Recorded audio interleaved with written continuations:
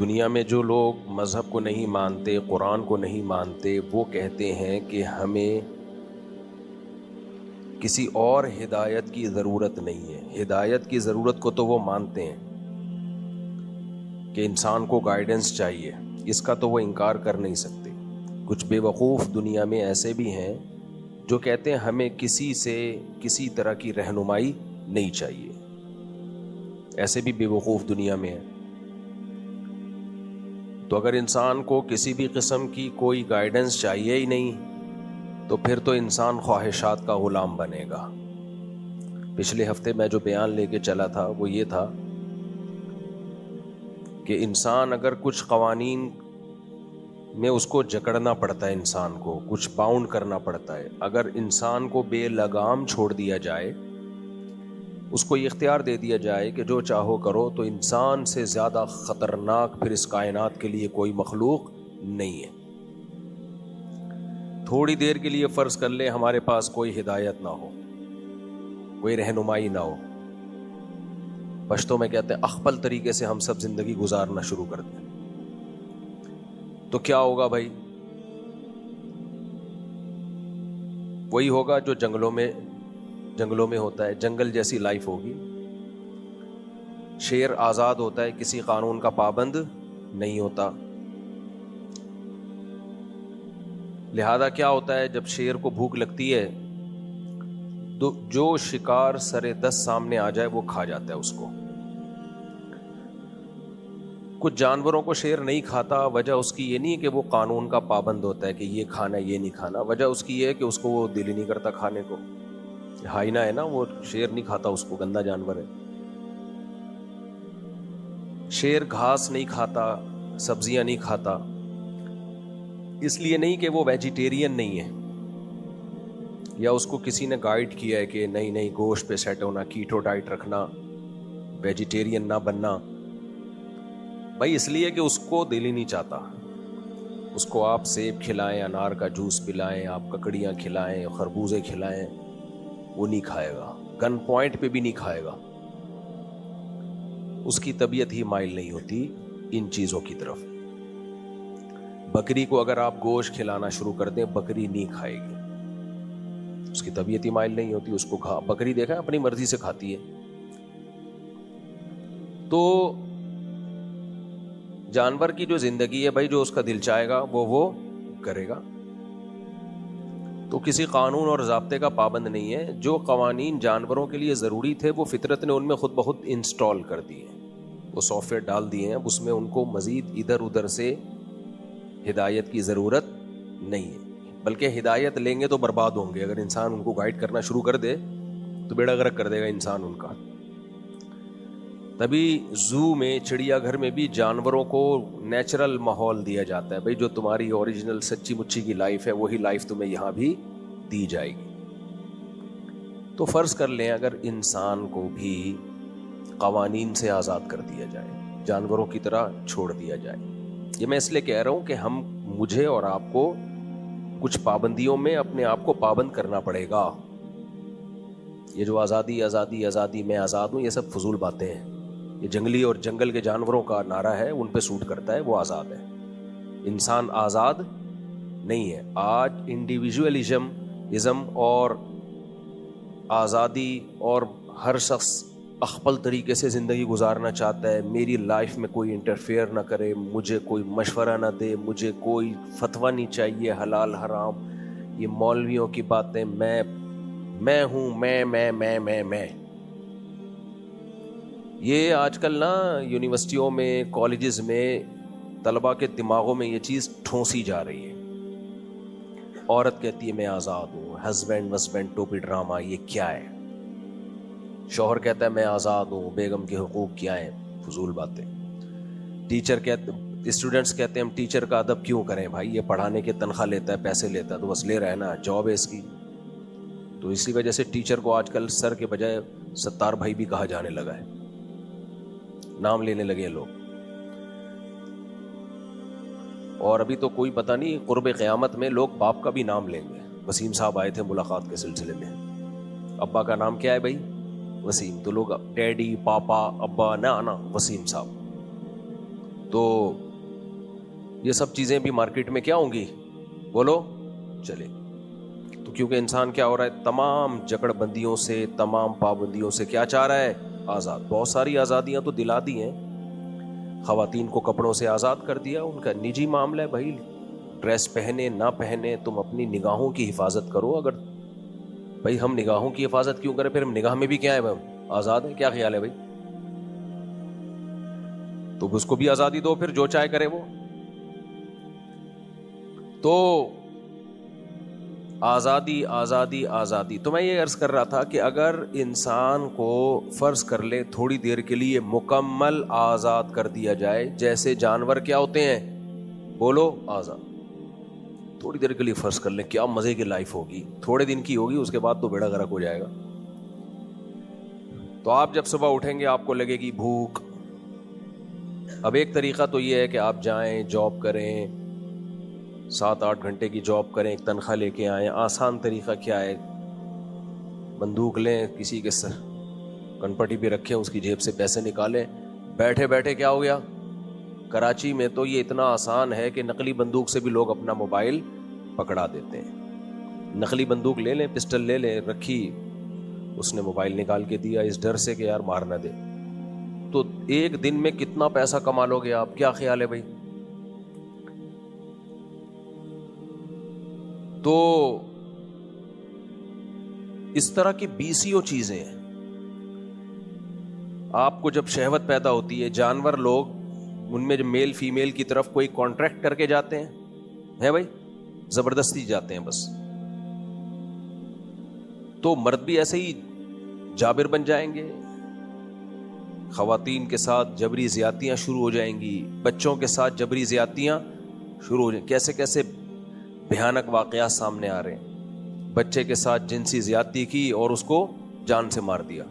یہ جو بھی اس طرح کے واقعات ہوتے ہیں نا، کہ بچوں کے ساتھ زیادتی کر کے ان کو جان سے مار دیا، خوب سمجھ لو یہ کام وہ لوگ کر رہے ہوتے ہیں جو آپ کے قریبی ہوتے ہیں، جن کو پکڑے جانے کا خوف ہوتا ہے. میں بار بار کہتا ہوں، چھوٹے بچوں کو کزنوں کے ساتھ مت سونے دو، بلکہ اس زمانے میں بہت زیادہ احتیاط ہے. چچا ماموں کے ساتھ بھی ان کو اکیلے میں مت سونے دو. میں نہیں کہہ رہا چچا ماموں برے ہوتے ہیں، 99% ٹھیک ہوتے ہیں، لیکن 1% اگر خراب ہو تو اس ایک کی وجہ سے 99 پر پابندیاں لگانی پڑتی ہیں. کزن اچھے ہی ہوتے ہیں 99%، لیکن ایک اگر برا ہے تو 99 پہ پابندیاں لگانی پڑتی ہیں. اڑوس پڑوس میں، آپ فلیٹوں میں رہتے ہیں، اڑوس پڑوس فلیٹ میں ایک بھی گندا آدمی آ گیا، وہ نظر رکھے گا بچوں کے اوپر، وہ اپنی ہوس پوری کرنے کی، کیونکہ وہ پابند نہیں ہے کسی لا اور قانون کا. خدا کو مانتا نہیں ہے، وہ مانتا بھی ہو تو ماننا نہ ماننا برابر. انگریز بھی تو خدا کو مانتے ہیں کہ نہیں مانتے؟ ادھر توجہ. او مائی گاڈ کہتے ہیں نا انگریز، لیکن ان کا ماننا نہ ماننا برابر ہے یا نہیں ہے؟ نہ نماز پڑھتے ہیں، نہ زکوٰۃ دیتے ہیں، نہ حج کرتے ہیں، نہ زنا سے بچتے ہیں، نہ شراب سے بچتے ہیں. تو ایسے خدا کو ماننے کے تکلف کی کیا ضرورت ہے بھائی؟ تو اللہ کو مان لینا کافی نہیں ہے بھائی. حقیقی معنوں میں جو اللہ کو مانتا ہے تو وہ اللہ کی بھی مانتا ہے.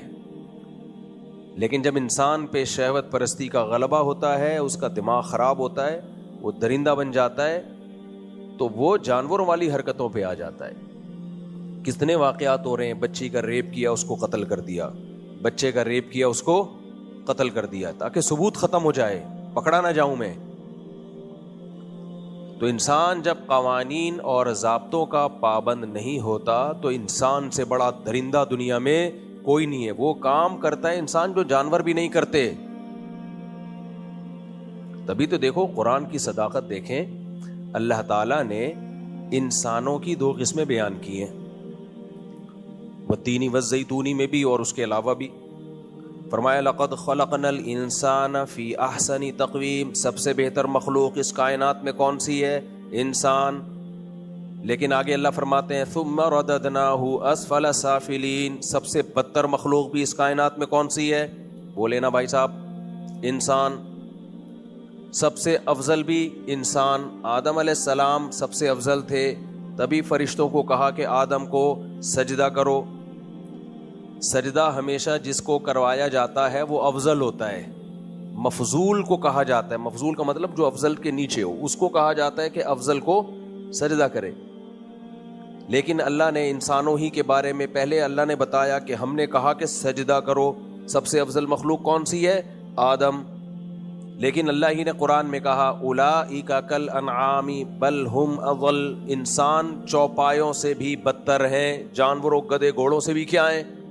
بولو بھائی، بدتر. عجیب بات ہے اللہ، اگر یہ گدھے گھوڑوں سے بھی بدتر ہیں تو سجدہ کیوں کروا رہا ہے فرشتوں کو بول کے کہ ان کو سجدہ کرو؟ اے بھائی، اگر یہ گدھے گھوڑوں سے بھی بدتر ہیں تو اے اللہ تو کیوں کہہ رہے ہیں لقد خلقنا الانسان فی احسن تقویم، سب سے بہتر کس کو بنایا؟ بولتے کیوں نہیں انسان کو؟ اے اللہ تو کہہ رہے کہ یہ گدھے گھوڑوں سے بھی بدتر، جانوروں سے بھی بدتر، چوہوں بلوں سے بھی بدتر، بندروں سے بھی بدتر. لیکن ایک طرف تو کہہ رہے وَلَقَدْ كَرَّمْنَا بَنِي آدم، ہم نے بنی آدم کو بہت عزت دی. عربی میں اکرمنا اور کرمنا میں فرق. اکرمنا کا معنی رسپیکٹ دی، کرمنا کا معنی بہت زیادہ رسپیکٹ دی ہے. ارے بھائی، اگر یہ گدھے گھوڑوں سے بھی بدتر ہے تو اتنی رسپیکٹ اس کو بولتے کیوں نہیں؟ کیوں دی جا رہی ہے؟ تو یہ تو ٹکراؤ ہے. نہ ٹکراؤ نہیں ہے بھائی، اصل تو انسان کی بڑی فضیلت ہے. لیکن اگر انسان انسانیت کے دائرے سے باہر آ گیا، اور وہ کیسے باہر آئے گا؟ ان پابندیوں کو اس نے اٹھا کے پھینک دیا جو اس کو انسان بنانے کے لیے ضروری ہے. ان پابندیوں کے شکنجے سے باہر آ گیا تو پھر انسان جانوروں سے، جملہ بھی مکمل نہیں کیا جا رہا. انسان سب سے افضل مخلوق ہے، لیکن اگر وہ ان پابندیوں کے شکنجے سے باہر آ گیا، جو پابندیاں خدا نے انسان کو انسان بنانے کے لیے اور انسانیت کے دائرے میں رہنے کے لیے جو پابندیاں لگائی ہیں تاکہ وہ انسان کا بچہ بن کے رہے، ان پابندیوں سے اگر انسان باہر آ گیا تو پھر اللہ کہتے ہیں پھر کوئی فضیلت نہیں ہے، پھر تم جانوروں سے بھی بدتر.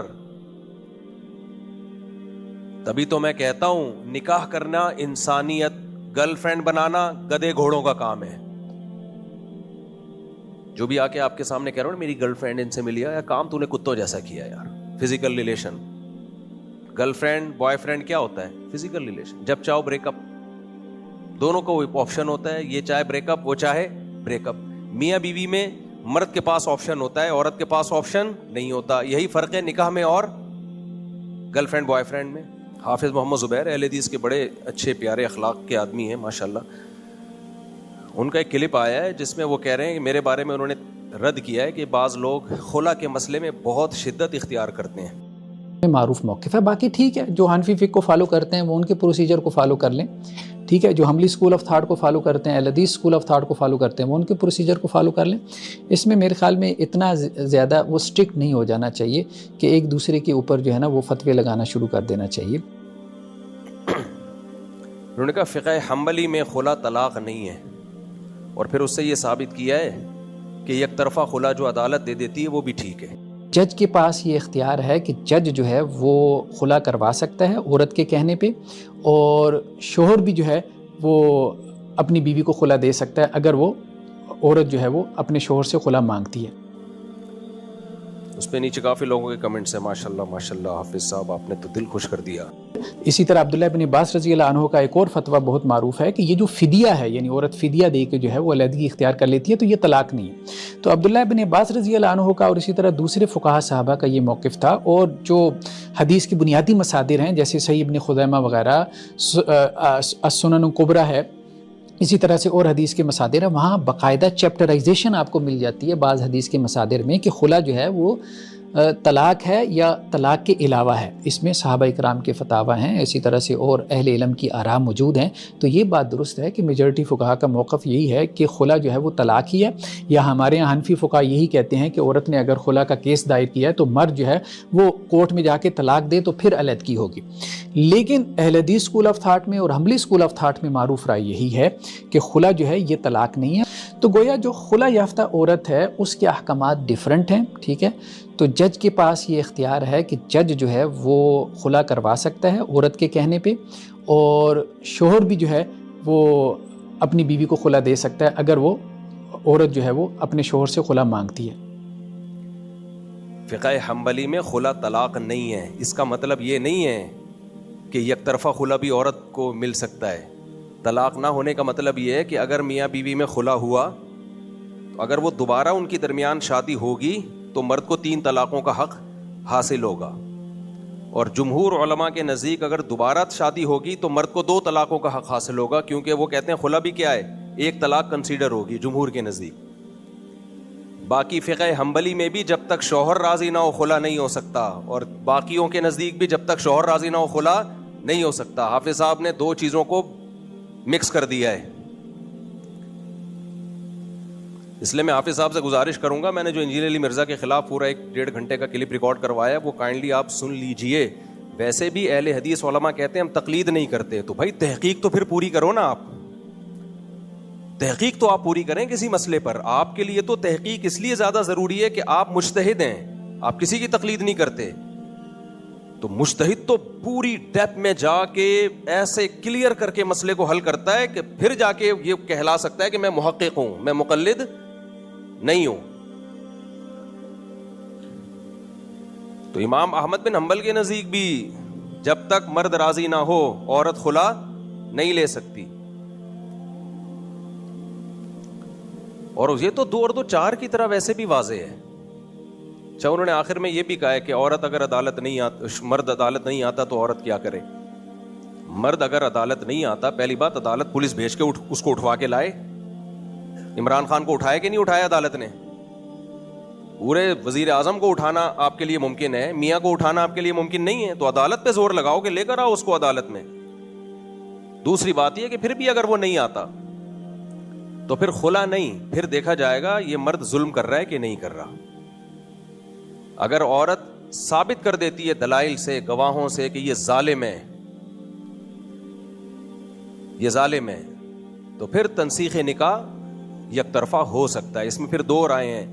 دارالعلوم کرنگی کی رائے یہ ہے کہ مرد کا نہ آنا پھر یہ سمجھا جائے گا کہ جو الزامات مجھ پہ لگے ہیں وہ میں نے مان لیے ہیں, یعنی میں ظالم ہوں مان لیا ہے, تو اس کا یہ اقرار سمجھا جائے گا. تو مرد کا اگر ظالم ہونا ثابت ہو جائے مخصوص نوعیتوں کے ظلم میں, وہ ثابت ہو جائے تو پھر عدالت نکاح کو یک طرفہ بھی ختم کر سکتی ہے.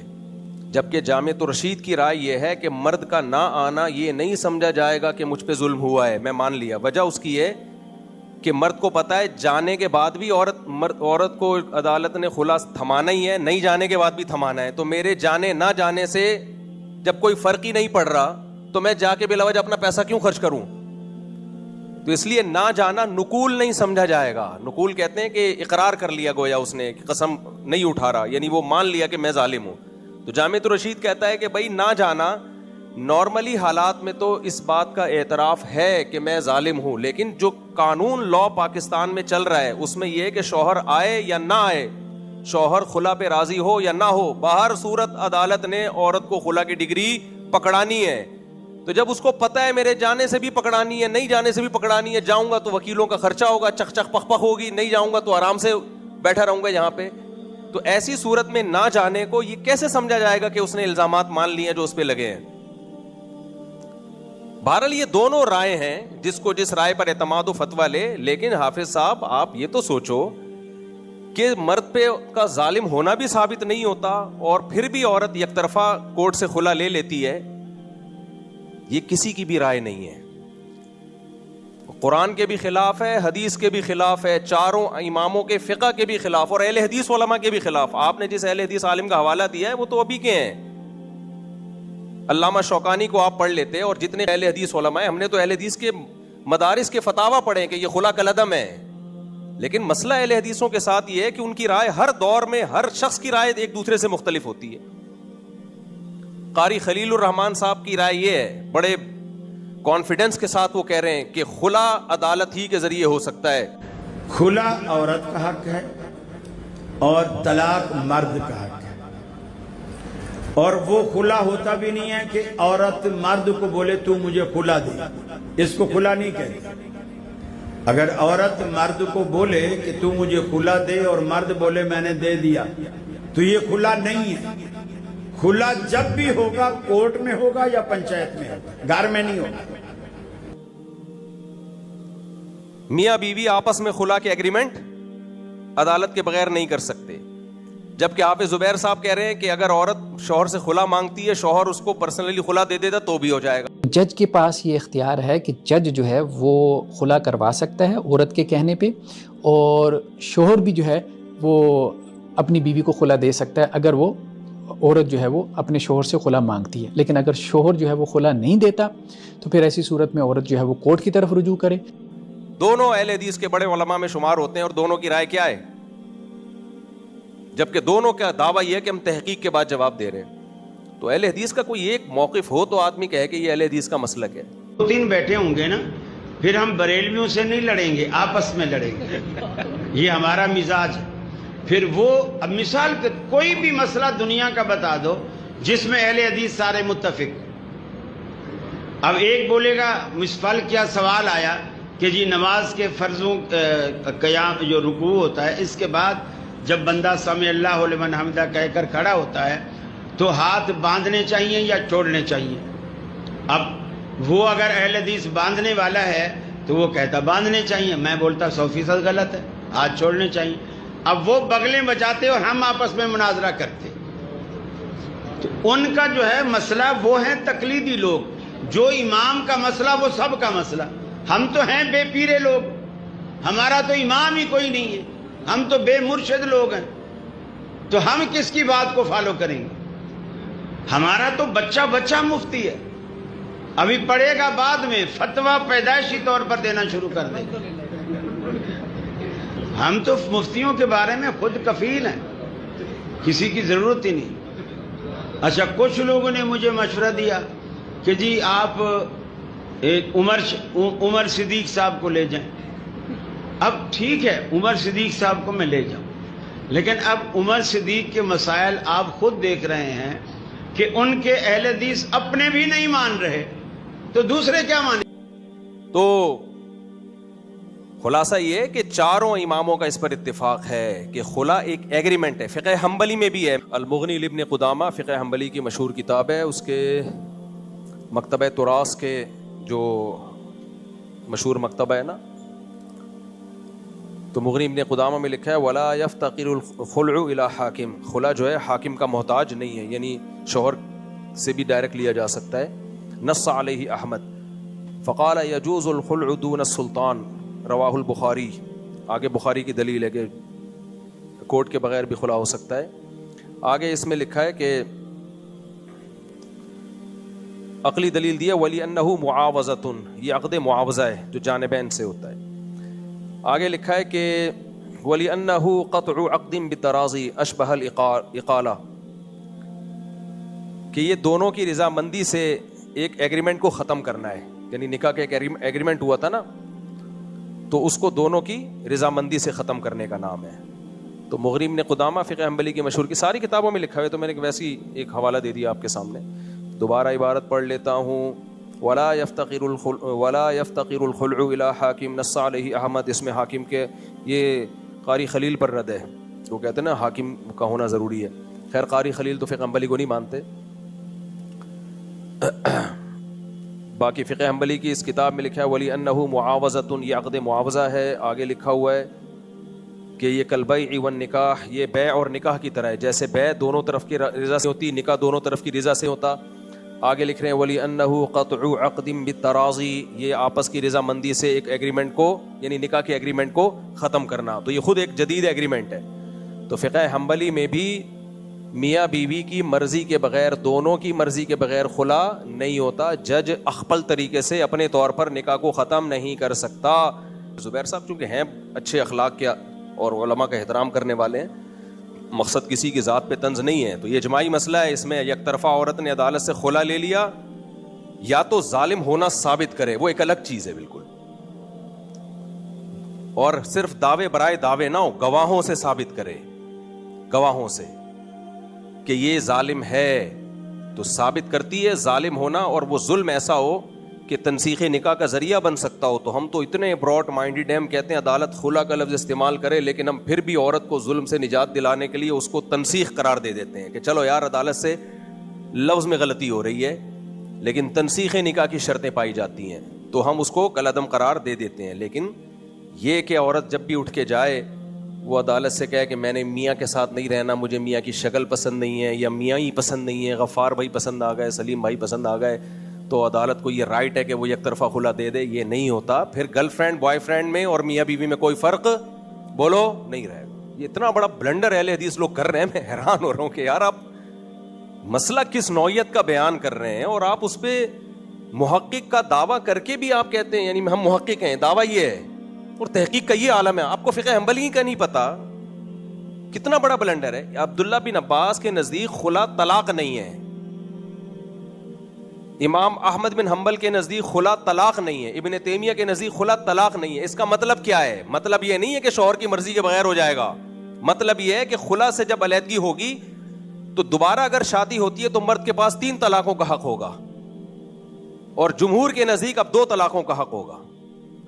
یہ ہرگز اس سے یہ استدلال نہیں کیا جا سکتا کہ دونوں کی مرضی کے بغیر بھی ہو سکتا ہے. یہ خلا چونکہ ایگریمنٹ ہے, ایگریمنٹ کبھی بھی 2 پارٹیوں کے مرضی کے بغیر نہیں ہو سکتا. تو سارے دلائل جو میں نے 1.5 گھنٹہ دیے ان کا کوئی جواب نہیں ہے, بس ایسی ہی ایک بات چلا دی. اب اس سے کنفیوژن کتنی پھیلے گی. مجھے ایک بات بتاؤ, گرل فرینڈ اور میاں بیوی اور گرل فرینڈ جب چاہیں ٹاٹا کر کے گرل فرینڈ جا سکتی ہے کہ نہیں جا سکتی؟ فرق صرف یہ ہو گیا کہ آپ نے عورت کو بھی یک طرفہ خلا کا حق دے دیا کہ عورت صرف عدالت میں جا کے کہے گی کہ مجھے علیحدگی چاہیے, بلکہ وہ زیادہ پکا کام ہو جائے گا. تو یہ کیا ایک یعنی ایک تو یہ تو لطیفہ ہے بھائی, یہ تو ایک یعنی ایسا ہے کہ یہ تو لطیفہ ہے کہ بس مہر کے پیسے لو اور میں جا رہی ہوں. اور اس کے سائڈ ایفیکٹ سوسائٹی میں کیا ہوں گے؟ جب مجھے اور آپ کو پتا ہوگا یا کسی بھی انسان کو پتا ہوگا کہ میں بیوی پہ جتنا بھی خرچہ کروں, میں اس کو پراپرٹی اس کے نام کروں, اس سے بچے پیدا کروں, ہر وقت اسے یہ رائٹ ہے کہ میرا مہر واپس کر کے کورٹ سے خلا لے سکتی ہے, تو کوئی کرے گا, بچے پیدا کرے گا اس سے؟ کیا گا یار اس کو تو کبھی بھی مارکیٹ سے شارٹ ہو سکتی ہے. یہ تو آپ نے یورپ سے بھی زیادہ آسان بنا دیا میاں بیوی کے رشتے کو ختم کرنا. قاری خلیل الرحمان نے بھی یہی کہا ہے اور حافظ زبیر صاحب نے بھی یہی کہا ہے. آپ اس کے سائڈ ایفیکٹ تو دیکھو, اس کا رزلٹ کیا نکلے گا. یہ تو یہود و نصارہ کے مذہب میں اتنی اجازت نہیں ہے, اور اتنی اجازت تو یورپ میں نہیں ہے جو آپ دے رہے ہو خواتین کو, اور اس کا نقصان خواتین کو ہوگا بالآخر کہ مرد شادیاں کرنا چھوڑ دیں گے جب دیکھیں گے نا وسیم کی بیگم بھی بھاگ گئی. بھائی یہ والے وسیم نہیں جو بیان سن رہے ہیں ان کے علاوہ, غفار صاحب بھی بھاگ گئے ان کی بیگم بھی. تو جب یہ سوسائٹی میں زیادہ چلے گا تو مرد کہے گا بھائی ریزرو رہو, نہ بچے پیدا کرو اور نہ اس کو پراپرٹیاں دو, نہ ان کے نام مکان کرو, کسی بھی وقت ٹاٹا کر کے جا سکتی ہے. کیونکہ قاری خلیل الرحمان اہل حدیث, وہ محقق مفتی طارق مسعود تو اندھا مقلد, فتویٰ مقلدوں کا نہیں چلتا, محققین کا چلتا ہے. حافظ زبیر صاحب تو بہت ہی براڈ مائنڈیڈ, بہت اچھے اخلاق کے ہیں, ان کا بھی یہی فتویٰ ہے, محقق ہیں کہ بھائی عورت کورٹ سے جب چاہے خلا لے سکتی ہے. وہ اتنا تکلف کرتے ہیں کہ ہاں گناہ ہوگا, ہاں گناہ ہوگا. نہیں بھائی صرف گناہ نہیں ہوگا, اس کو رائٹ ہی نہیں ہے. اس آیت کا کیا مطلب ہوا؟ او بیدہ عقدۃ النکاح, نکاح کی چابی کس کے ہاتھ میں ہے؟ مرد کے ہاتھ میں. اس آیت کا کیا مطلب ہے؟ میں نے دلائل کے تو اس میں انبار لگائے ہیں جو میں نے کلپ ریکارڈ کروایا ہے, اس پہ وہ دوبارہ سن لیں. تو فقہ حنبلی میں ایسا کچھ بھی نہیں ہے. تو خیر ہم کہاں سے کہاں نکل لیے. تو اسلام میں عورت آتی اپنی مرضی سے, میرے بھائی جاتی کس کی مرضی سے ہے؟ میاں کی مرضی سے, تبھی تو ہی از کالڈ میاں. اچھا اس میں بھی حافظ صاحب نے کہہ دیا وہ بخاری کی حدیث جس میں خلا کا کیس ہے, اس میں نبی نے شوہر کو بلا کے کہا ان کو طلاق دو. یہ طلاق کے الفاظ شاذ ہیں. ایک طرف آپ صبح و شام کہتے ہیں بخاری کی حدیثیں متفق علیہ صحیح ہیں, اب آپ کہہ رہے ہیں یہ الفاظ کیا ہیں؟ شاذ ہیں. فرض کر لو یہ شاذ بھی ہیں, تو باقی الفاظ میں خلی سبیلہا, ان کے شوہر کو نبی کہہ رہے ہیں ان کا راستہ چھوڑ دو, فارقہا, ان کو جدا کر دو. تو شوہر کو یہ کہنے کی ضرورت کیا ہے؟ نبی کہہ دیتے کہ صحابیہ سے میں نے تمہیں خلا دے دیا ہے, شوہر دے نہ دے تم جاؤ اپنے گھر, ختم. باقی خلا اور طلاق کے احکام میں کچھ فرق ہیں بعض ائمہ کے نزدیک. جیسے امام احمد بن حنبل کے نزدیک خلا میں عدت 1 حیض ہے, جمہور کے نزدیک عدت 3 حیض ہے.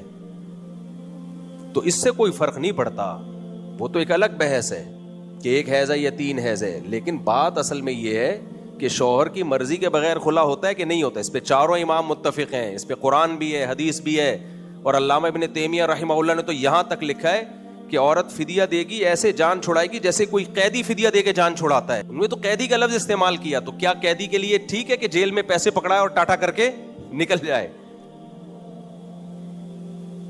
اس پہ ہو سکتا ہے کوئی سیکولر لبرل لوگ کہیں کہ اچھا اس کا مطلب عورت قید میں ہوتی ہے مرد کی.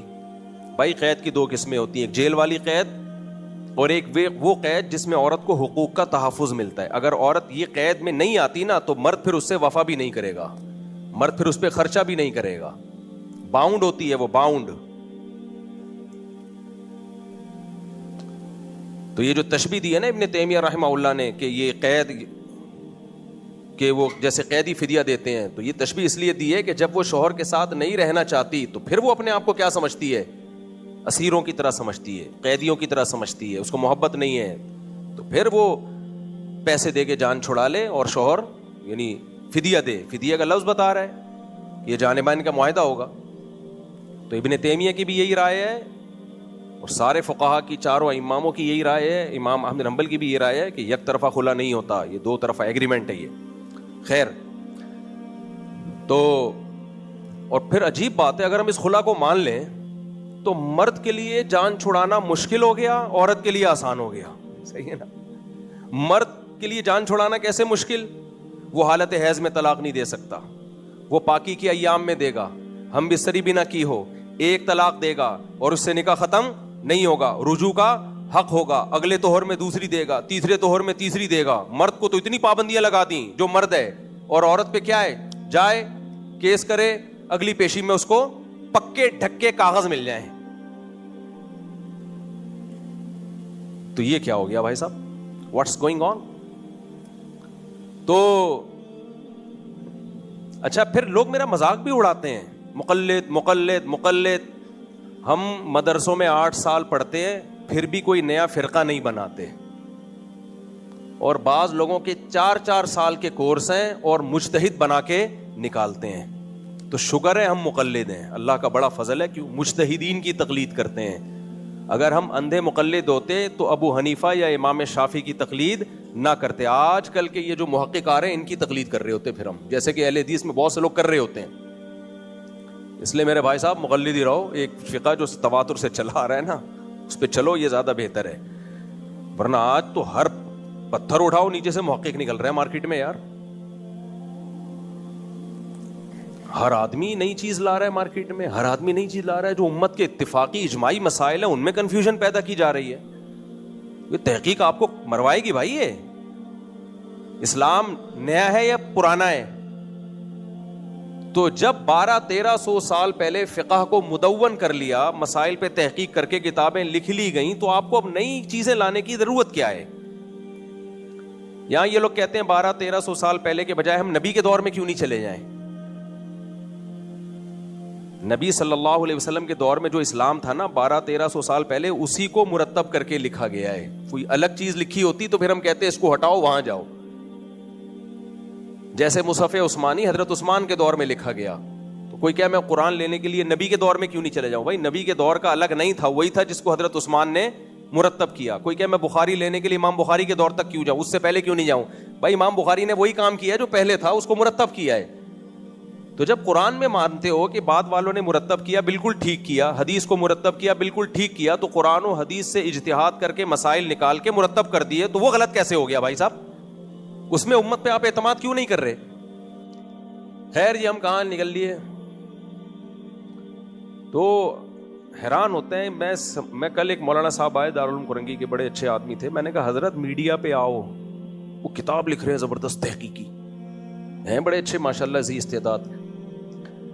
میں نے کہا اتنا علم ماشاءاللہ اللہ نے آپ کو دیا ہے، پبلک نہیں سنتی. وہ علم لے کے آپ کمروں میں بند ہو کے کہاں جاؤ گے میرے بھائی؟ میڈیا پہ کون آ رہا ہے؟ دیکھو آپ میڈیا پہ کس طرح کے لوگ آ رہے ہیں. ایک کچھ کہہ رہا ہے، دوسرا کچھ کہہ رہا ہے، تیسرا کچھ کہہ رہا ہے، چوتھا کچھ کہہ رہا ہے. ایک امت کا ایک بیڑا غرق ہوا ہے. جاپان میں ایک صاحب نے مجھے بتایا کتنے غیر مسلم یہاں مسلمان ہوتے ہیں دوبارہ مرتد ہو جاتے ہیں. جب وہ یوٹیوب پہ سرچ کرتے ہیں نا اسکالرز کو، یہ اسکالر یہ کہہ رہا ہے, دوسرا یہ کہہ رہا ہے, تیسرا یہ کہہ رہا ہے. تو لوگ کہتے ہیں وہ تحقیق کریں. تحقیق کا نتیجہ کیا نکلتا ہے؟ وہ کہہ رہے ہیں جب یہ اتنے بڑے بڑے محققین جو تحقیق کر کے ایک رائے پہ متفق نہیں ہو رہے ہیں اور اتنے بڑی بڑی اختلاف ہو رہے ہیں ان کے مسائل میں, تو کہہ رہے ہیں میں نیا مسلمان ہونے والا, میں کہاں سے تحقیق کر کے فیصلہ کروں بھائی؟ پہلے بھی تو لوگ مسلمان ہوتے تھے, کیسے ہوتے تھے بھائی؟ جس ملک میں جو فقہ رائج ہے وہ فقہ اہل سنت والجماعت کا. اہل سنت والجماعت سے خارج ہونے کی اجازت نہیں ہے, وہ تو بالکل پھر کنٹرول سے باہر ہیں. اہل سنت والجماعت قرآن کو, حدیث کو, قیاس کو حجت مانتے ہیں, صحابہ کو حجت مانتے ہیں. پھر اگر ان کا اختلاف ہوتا ہے تو وہ اختلاف شریعت میں قابل برداشت ہے. تو پہلے جتنے مسلمان ہوئے غیر مسلم, اگر وہ ملیشیا میں ہوا تو شافعی بن گیا, سعودیہ میں ہوا تو خود بخود حنبلی ہو گیا. وہ پاکستان میں جتنے عیسائی ہندو مسلمان ہوتے ہیں کیا ہو جاتے ہیں آٹومیٹیکلی؟ حنفی. تو چار جو فقہ اسلام میں اہل سنت والجماعت کے, انہی میں سے کسی ایک کو فالو کرتے ہیں. بڑے آرام سے ایسی کوئی زندگی گزر رہی ہے. آپ نے لے جا کے اس کو ایک ایسی جنگ میں ڈال دیا کہ نا نا نا نا خود تحقیق کرو. پھر وہ انجینئر علی مرزا کو سنتا ہے, پھر وہ حامدی صاحب کو سنتا ہے, پھر وہ فلاں کو سنتا ہے, وہ بوکھلا جاتا ہے. میرے سامنے 2 کیس ایسے آئے ہیں کہ آغا خانی سے مسلمان ہوئے, دوبارہ مرتد ہو گئے. یہ جب فلاں کا سنا اس نے کہا جماعت المسلمین ہی برحق ہے, باقی سارے کیا ہیں جہنم میں. فلاں کو سنا تو اس نے کہا یہ ٹھیک ہے. ان کا بھائی ان کا تو, کیونکہ فقہی مسائل میں ہمیں مجتہدین کی ضرورت پڑتی ہے. قرآن بہت آسان ہے فضائل کے لیے, حدیث بہت آسان ہے فضائل کے لیے, مسائل کے لیے نا نا نا نا. مسائل کے لیے آسان ہوتی تو فقہا کا اختلاف نہ ہوتا. پھر قرآن یہ نہ کہتا ہے لعلمہ الذین یستنبطونہ منہم, اس کی ڈیپ میں جا کے مسائل نکالیں گے ماہرین. پھر حدیث میں یہ نہ ہوتا رب حامل فقہ غیر فقیہ, بہت سے لوگ علم کی بات جانتے ہیں سمجھتے نہیں ہیں. بلکہ نبی فرماتے جو بھی علم کی بات جانتا ہے بس وہ سمجھتا بھی ہے اور وہ اسی پر فیصلہ کر دے. نا نا نا, نبی نے امت کو 2 حصوں میں ڈیوائیڈ کیا, فقیہ اور غیر فقیہ. تو ہم کہاں سے بات لے کے چلے تھے بھائی؟ دوبارہ آ جائیں. بات کیا چل رہی؟ آزادی. ہاں یہاں بھی ہے آزادی, فقہ سے آزادی, یہ بھی آزادی کے عنوان میں آپ داخل کر لیں. جب مذاہب 4 جو متواتر متداول ہیں ان کی فقہ سے آپ آزاد ہو جاؤ گے نا, تو قرآن و سنت بھی بے لگام ہو جائے گا. تو جس کا رزلٹ پھر یہ نکلے گا جو نکل رہا ہے. خود اہل حدیث علماء میں اتنا, وہ خود بیچارے جو صحیح سنجیدہ علماء ہیں وہ خود بھی ٹینشن میں ہے کہ ہماری عوام کدھر جا رہی ہے. اگر کوئی عالم یہ سمجھتا ہے اہل حدیثوں میں جو بہت جس کو ذی استعداد ہو, وہ یہ سمجھتا ہے کہ میں کسی کی تقلید نہیں کروں گا مذاہب 4 میں سے, نہ کرے بھائی, اپنی ذات کی حد تک رکھو.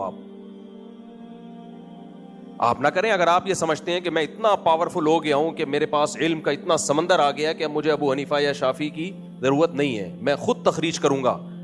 جیسے علامہ شوکانی رحمۃ اللہ علیہ تھے, ان کا خیال اپنے بارے میں یہ تھا کہ مجھے اللہ نے اتنا علم دیا ہے کہ مجھے مذاہب 4 میں سے کسی کی ضرورت نہیں ہے. تو ٹھیک ہے, نہ کریں آپ. وہ اپنی رائے پر عمل کرتے تھے. لیکن پبلک کو آپ اپنی رائے پر اگر آپ نے چلانا شروع کر دیا تو پبلک کہے گی آپ کی رائے کچھ اور, اس کی رائے کچھ اور, اس کی رائے کچھ اور, اس کی رائے کچھ اور. تو اتنی آرا, اختلاف اختلاف اختلاف. لوگ ایک جواب دیتے ہیں, پبلک کو جس کی رائے دلیل کے حساب سے صحیح کرے اس کو فالو کرے. پبلک کو جس کی رائے دلیل کے حساب سے صحیح لگے اس کو فالو کرے. پبلک کو یہ فیصلہ کرنے کی آپ اتھارٹی دے رہے ہو کہ دلیل کے لحاظ سے یہ صحیح ہے اور وہ غلط. جس کو پبلک صحیح کہہ رہی ہے اس کو وہ والا صحیح نہیں لگ رہا, اور جس کو وہ غلط کہہ رہی ہے اس کو یہ والا صحیح نہیں لگ رہا. یعنی وہ 2 محقق فیصلہ نہیں کر پا رہے کہ اس میں دلیل کے لحاظ سے صحیح بات کیا ہے, اور ٹماٹر والا فیصلہ کر دے گا کہ دلیل کے لحاظ سے اس میں یہ صحیح ہے وہ غلط ہے. کچھ باتیں کہنے کی حد تک بہت اٹریکٹیو ہوتی ہیں, پریکٹیکل لائف میں اس کی کوئی ویلیو بولو نہیں ہوتی, عملی زندگی میں اس کی ویلیو نہیں ہوتی. اس کو پابند بنانا پڑے گا آپ کو, ورنہ وہ پھر خواہشات نفسانیہ کا غلام ہوگا. ایک ادھر سے ایک ادھر سے. ہمارے ایک دوست ہیں جاننے والے دبئی میں, وہ سود کا بزنس کر رہے ہیں دبا کے. ان کو میں نے سمجھایا, کہہ رہے ہیں غامدی صاحب کا فتویٰ ہی ہے, اور دلیل سے بات کی ہے غامدی صاحب نے. میں نے کہا پوری امت میں یہ والا سود حرام ہے, پوری امت کا اجماع ہے. تو جواب میں کہتے ہیں بھائی غامدی صاحب اس اجماع کو نہیں مانتے. میں نے ان کو سمجھانے کی کوشش کی, لیکن ایک آدمی کا مینٹل لیول بھی تو ہو نا سمجھنے کا. میں نے کہا پوری امت ایک طرف ہے, غامدی صاحب ایک طرف ہیں, کیا یہ پوری امت غلط ہے؟ یہ غامدی صاحب صحیح ہے اس مسئلے میں؟ ان کو میں نے 20 طریقے سے سمجھایا, لیکن نہیں آ رہا سمجھ میں, کیونکہ ہر آدمی کا مینٹل لیول دوسرے سے ڈفرینٹ ہے, تو وہ اس کو فالو کر رہے ہیں. تو اور کچھ لوگوں نے اتنا غلو کر لیا کہ قسطوں کے کاروبار کو بھی, اگر آپ نے قسطوں پہ آپ کا نفع زیادہ ہے تو اس کو بھی حرام قرار دے دیا. خود اہل حدیث میں قاری خلیل صاحب نے یہ کام کیا ہے کہ قسطوں کا کاروبار کیا ہے, کیش پہ پیمنٹ کم اور قسطوں پہ ہمیشہ زیادہ ہوتی ہے. اگر یہ صورت ہے تو یہ حرام ہے. اس کے جواز پر بھی اجماع امت ہے کہ اگر اسی مجلس میں طے ہو جائے کہ بھائی ایک بائک آپ دے رہے ہیں کیش پہ 1 لاکھ روپے کی, اور اسی وقت آپ کہتے ہیں کہ اگر قسطوں میں دو گے تو یہ 1.5 لاکھ کی ہے, اسی مجلس میں طے ہو جائے کہ 1.5 لاکھ والی قیمت پہ لینا, یہ 1 لاکھ والی پہ, تو اس کے جائز ہونے پر پوری امت کا اجماع ہے. قاری خلیل صاحب اہل حدیث کے عالم ہیں, انہوں نے کہا کہ نہ یہ حرام ہے. آپ اجماعی مسائل میں, اور پھر کہتے ہیں تو سود ہے. کیسے سود ہو گیا میرے بھائی؟ ہے سود کا مطلب کیا ہوتا ہے؟ لیٹ پیمنٹ کی وجہ سے چیزوں کو بڑھانا جو کرنسی کے مقابلے میں ہو. یہاں جو پیسے بڑھ رہے ہیں وہ بڑھ بائک کے مقابلے میں رہے ہیں. بائک کے مقابلے میں جتنے چاہے پیسے بڑھا دو, اس میں کوئی ناجائز والی بات نہیں ہے. ناجائز جب ہوگا جب بائک کی قیمت 1 لاکھ طے ہو گئی 1 مہینے کے لیے, پھر جب آپ نے کہا میں 1 مہینہ نہیں دے سکتا, مجھے 1 مہینے کا اور مہلت دو اور میں 1 لاکھ پہ 50,000 اضافی دوں گا, یہ خالص سود ہے. وجہ اس کی ہے کہ 50,000 بائک کی قیمت پہ نہیں بڑھ رہے, یہ بائک کے مقابلے میں نہیں آ رہے ہیں, یہ بائک کے مقابلے میں تو 1 لاکھ عوض طے ہو چکا ہے پورا. اب یہ اس 1 لاکھ کے بدلے میں تو پیسہ پیسے کے بدلے میں آ رہا ہے, یہ سود ہے. لیکن یہ باریک فرق یہ قاری خلیل صاحب کے سمجھ میں, کیونکہ فقہ پراپر وے میں پڑھا ہی نہیں ہے. کسی نے پیچھے سے کان میں بولا کہ ابن تیمیہ نے لکھا ہے کہ قسطوں کے کاروبار کے جواز پر اجماع ہے, تو پھر خود ہی کسی نے پیچھے سے بول دیا وہ قرآن و سنت کے خلاف اجماع, اس لیے حجت نہیں ہے. بھائی صاحب قرآن و سنت کے خلاف اجماع ہو ہی نہیں سکتا, کیونکہ نبی نے فرمایا میری امت گمراہی پہ جمع نہیں ہو سکتی. اگر آپ کو لگ رہا ہے یہ قرآن و سنت کے خلاف اجماع ہے تو آپ کی فہم کی غلطی ہے. اجماع غلط نہیں ہو سکتا. پوری امت قرآن و سنت کا ایک مطلب سمجھ رہی ہے, آپ کچھ اور مطلب سمجھ رہے ہو, تو پوری امت غلط نہیں ہے حدیث کی روشنی میں. غلط کون ہے؟ آپ ہو. یہ بھی آج کل لوگ کہتے ہیں قرآن و سنت کے خلاف اجماع معتبر نہیں ہے. بھائی صاحب قرآن و سنت کے خلاف اجماع ہو ہی نہیں سکتا. یہ ایسے جیسے کوئی کہے کہ رات کو 12 بجے اگر سورج نکل آیا تو وہ حجت نہیں ہے. 12 بجے سورج پاکستان میں نکل ہی نہیں سکتا ہے, صحیح ہے, تو یہ سوال ہی غلط ہے. نبی نے جب فرما دیا لا تجتمع امتی علی ضلالہ, میری امت گمراہی پہ کبھی جمع نہیں ہو سکتی. اب امت ایک قول پیش کر رہی ہے جو قرآن و سنت کے خلاف لگ رہا ہے آپ کو, اور پوری امت اس پہ متفق ہے. آپ کہتے ہو نہیں میں قرآن و سنت کو لوں گا, امت کو نہیں لوں گا, تو آپ قرآن و سنت کو نہیں لے رہے. امت نے قرآن و سنت کا ایک مطلب سمجھا, آپ دوسرا مطلب سمجھ رہے ہو, تو آپ وہ مطلب لے رہے ہو جو آپ کی کھوپڑی میں آ رہا ہے, اور اس کو لیبل آپ یہ لگا رہے ہو کہ میں قرآن کو لے رہا ہوں, امت کو نہیں لے رہا. یہ تو مجتہدین کا حال ہے, محققین کا حال ہے اس زمانے کے, اور یہ ہمیں کہتے ہیں کہ آپ مجتہدین کو فالو مت کرو. تو امت کا تو پروگرام بڑھے گا نہیں تو اور کیا ہوگا میرے بھائی, بڑھ رہا ہے. فرقوں پہ فرقے پیدا ہوتے چلے جا رہے ہیں, اور ہر فرقہ یہ لیبل لگا رہے ہیں امت میں کیا کر رہے ہیں, جوڑ. تو مجھے کوئی جوڑ کی بات کرتا ہے, میں کہتا ہوں بھائی تو توڑ ہی رہنے دے, خدا کے لیے جوڑنے کی کوشش مت کر, تو کچھ اور ہی لے آئے گا مارکیٹ میں. تو میں یہ عرض کر رہا تھا تھوڑی دیر کے لیے انسان کو آزاد کر دیا جائے تو وہ درندہ بن جائے گا. کیا بن جائے گا؟ درندہ.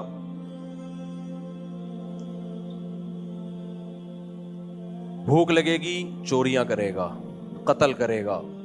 نبی صلی اللہ علیہ وسلم نے فرمایا نا, پچھلی امتوں میں ایک شخص نے 99 انسانوں کو قتل کیا. جس نے 99 کو قتل کیا وہ اپنے آپ کو کیا سمجھتا تھا؟ آزاد. پیسے کے لیے کچھ بھی کر سکتا ہوں. آج کیسے ایسے دہشت گرد ہیں, تھوڑے سے پیسے دیں وہ کسی بھی بندے کو مار دیں گے. اسی وجہ سے یورپین اقوام جو آزادی کے بہت زیادہ نعرے لگاتی ہیں نا, اپنے ملک میں امن قائم کرنے کے لیے, صفائی ستھرائی رکھنے کے لیے جتنی پابندیاں وہ لگاتے ہیں ہم اور آپ نہیں لگاتے. ہانگ کانگ میں نے دیکھا کہ ایک کتے نے فٹ پاتھ پہ گندگی ڈال دی, جو بھی کتا کرتا ہے. خاتون اس کو اٹھا رہی ہیں اور ٹیشو پیپر گیلا کر کے اس فٹ پاتھ کو صاف کر دی. میں نے کہا ویل ڈن یار, یہ ہوتی ہے صفائی.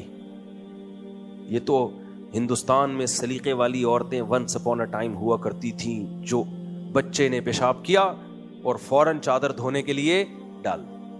آج کل کیا ہوتا ہے گھروں میں, جو خواتین بیان سن رہی ہیں ان کے بارے میں نہیں کہہ رہا ہوں, تب خواتین اتنا میرے پر غصہ ہوتی ہیں. اچھا, یہ جو میں خلا کی بات کرتا ہوں نا, عورت کے پاس طلاق کا حق نہیں ہے, یا وہ خلا کا حق نہ, خلا کا حق ہے کا مطلب یہ ہے کہ اس پیسے دے کے شوہر کو راضی کر سکتی ہے, اس میں گناہ نہیں ہے. یہ حق مطلب یہ مطلب نہیں ہے کہ اس کے پاس بھی اسی طرح شوہر کو چھوڑنے کا حق ہے جیسے مرد کے پاس ہے. یہ تو اس میں بھی خواتین غصے ہوتی ہیں, لو یہ مولوی تو ہمیشہ ہمارے خلاف بولتا ہے. او بھائی, آپ کو لگتا ہے میں آپ کے خلاف بول رہا ہوں, حقیقت میں آپ کو فیور کر رہا ہوں, کیونکہ جس دن عورت کے پاس یہ حق آ گیا, مرد گرل فرینڈ بنائے گا, آپ کو شادی کرنا چھوڑ دے گا. وہ حشر ہوگا جو یورپ امریکہ میں ہو رہا ہے. آپ کا بیڑا غرق ہو جائے گا اس سے. کچھ قوانین دیکھنے میں بڑے اچھے لگتے ہیں, اس کی ڈیپ میں جاؤ گے تو بہت بھیانک ہیں. پھر مرد کہے گا ٹیشو پیپر کی طرح یوز کرو میرے بھائی. فلانے کی بیوی عدالت سے خلا لے کے چلی گئی, فلاں کی چلی گئی, فلاں کی چلی گئی, میری والی کا بھی کیا بھروسہ. ابھی کم از کم یہ پتا ہوتا ہے جب تک میں نہیں چھوڑوں گا جائے گی نہیں. ہاں, اس کے کچھ غلط بھی ہوتے ہیں, یعنی نقصان بھی ہوتے ہیں, مرد بعض دفعہ ظلم کر رہے ہوتے ہیں اس رائٹ کی وجہ سے. تو ہر قانون کے کچھ نہ کچھ سائیڈ افیکٹ بہرحال ہوتے ہیں, اس کی وجہ سے وہ قانون نہیں چینج کیا جاتا. جب آپ اینٹی بایوٹک کھاتے ہو تو کچھ سائیڈ افیکٹ ہوتے ہیں کہ نہیں ہوتے. اس کا حل یہ کہ اینٹی بایوٹک کی ڈاکٹر چھوڑ دے. بھائی ڈاکٹر کہے گا یہ زخم بگڑ کے کینسر بن جائے گا, یا تو سائیڈ افیکٹ دیکھ لے یا زخم دیکھ لے اپنا. تو اللہ نے مرد کو طلاق کا حق دیا ہے, اس میں عورت کے فائدے ہیں, لیکن کہیں کہیں اس کا کوئی نقصان بھی سامنے آتا ہے. بعض مرد لٹکا دیتے ہیں, تو لٹکانے کا بھی حل علماء نے بتایا ہے کہ تنسیخ نکاح کا کیس کرے اور ظلم کو ثابت کرے وہ. تو خیر, تو انسان, ہاں میں یہ بتا رہا تھا, وہ خاتون نے ایسے یہ صاف کی گندگی ایسے ڈیٹول سے چمکایا وغیرہ وغیرہ. ڈیٹول تو خیر زیادہ ہو گیا, یعنی بہت زبردست. میں نے کہا ویل ڈن. انہوں نے کہا ویل ڈن نہیں, اگر یہ چھوڑ دیتی, اس پہ اتنا بھاری جرمانہ ہونا تھا کہ اس کے 14 طبق روشن ہو جاتے. تو آزادی ہے, ہانگ کانگ میں آزادی ہے. ہاں, مجھے یاد نہیں اس خاتون کی ڈریسنگ, نہ اتنے شوق سے دیکھنے کا میں شوق ہے. این ممکن ہے اس نے چڈی پہنی بھی ہو خاتون نے, کپڑوں سے کیا ہے وہ. یہاں تک انہوں نے آزاد کر دیا, کپڑے پہنو نہیں پہنو تمہاری مرضی, چڈی بھی پہن سکتی ہو. لیکن اتنی آزادی انہوں نے نہیں دی کہ گند کر کے جا رہا ہے اور تم نکل لو, نا. تو اس کا مطلب میرے بھائی, دنیا میں آزادی کے صرف نعرے ہیں, حقیقت میں دنیا میں کوئی آزاد بولو نہیں ہے. کتنے بھاری بھرکم پینلٹیاں ہو جاتی ہیں اور کتنے جرمانے ہو جاتے ہیں جو لوگ بھی لا کو توڑتے ہیں, قانون کو توڑتے ہیں. اگر دنیا میں قانون کو ختم کر دیا جائے, انسان کو پابندیوں سے آزاد کر دیا جائے, تو پھر انسان سے بڑا درندہ دنیا میں کوئی نہیں ہے. کتے بلے ہگتے مودتے پھریں گے, گند ہی گند. کچھ لوگ صفائی پسند ہوتے ہیں, وہ یہ کام نہیں کریں گے, لیکن جو صفائی پسند نہیں ہے ان کی وجہ سے, تو وہاں کیا ہے, لا بہت کیا ہے, سخت. تو انہوں نے بھی قوم کو آزاد نہیں رکھا, پابندیوں میں بولو جکڑ دیا ہے. تو دنیا میں آزاد کوئی بھی نہیں ہے. تو میرے بھائی, جب آزاد کوئی بھی نہیں ہے تو کچھ پابندیاں انسانوں کے لیے لگاتا ہے قانون سازی, اور کچھ پابندیاں اللہ کرتا ہے. تو ہم دونوں کی پابندیوں کو جب کمپیئر کرتے ہیں, تو جو اللہ نے جو, اچھا کچھ آزادیاں انسانوں نے انسانوں سے چھینی ہیں, لیکن وہ آزادیاں اللہ نے انسانوں کو دی ہیں. تو ہم اللہ کی دی ہوئی آزادیوں کو غیر مسلم کنٹریز کی دی ہوئی آزادیوں سے کمپیئر کرتے ہیں, اور اللہ کی لگائی ہوئی پابندیوں کو غیر مسلموں کی لگائی ہوئی پابندیوں سے کمپیئر کرتے ہیں. تو اللہ کا پلڑا دونوں چیزوں میں ہمیں بھاری نظر آئے گا. سمجھتا نہیں ہے بات کو, جب نہیں پڑھے گا رات کو تو کیسے سمجھے گا بات کو. ہمارے طلبہ جب صبح سبق سمجھ میں نہیں آ رہا ہوتا تھا نا، ہم ان سے کہتے تھے بیٹا جب نہیں پڑھو گے رات کو تو کیسے سمجھو گے بات کو، رات کو اسٹڈی مطالعہ کرنا ضروری ہے، پھر سبق سمجھ میں آتا ہے۔ آج کل تو طلبہ کے ہاتھ میں موبائل، ٹک ٹاک، فیس بک سے ہی فرصت نہیں مل رہی، تو مارکیٹ میں جو مولانا آ رہے ہیں نا مارکیٹ میں، وہ بھی بیچارے اکثر فارغ، کیونکہ 8 سال مدرسوں میں چھپ چھپ کے ٹک ٹاک، فیس بک اسی پہ لگے رہتے ہیں، سیلفیاں بنا کے سرمے لگا کے اپنی تصویریں ڈال رہے ہوتے ہیں، بس یہی رہ گیا ان کا، استعداد تباہ کر دیے۔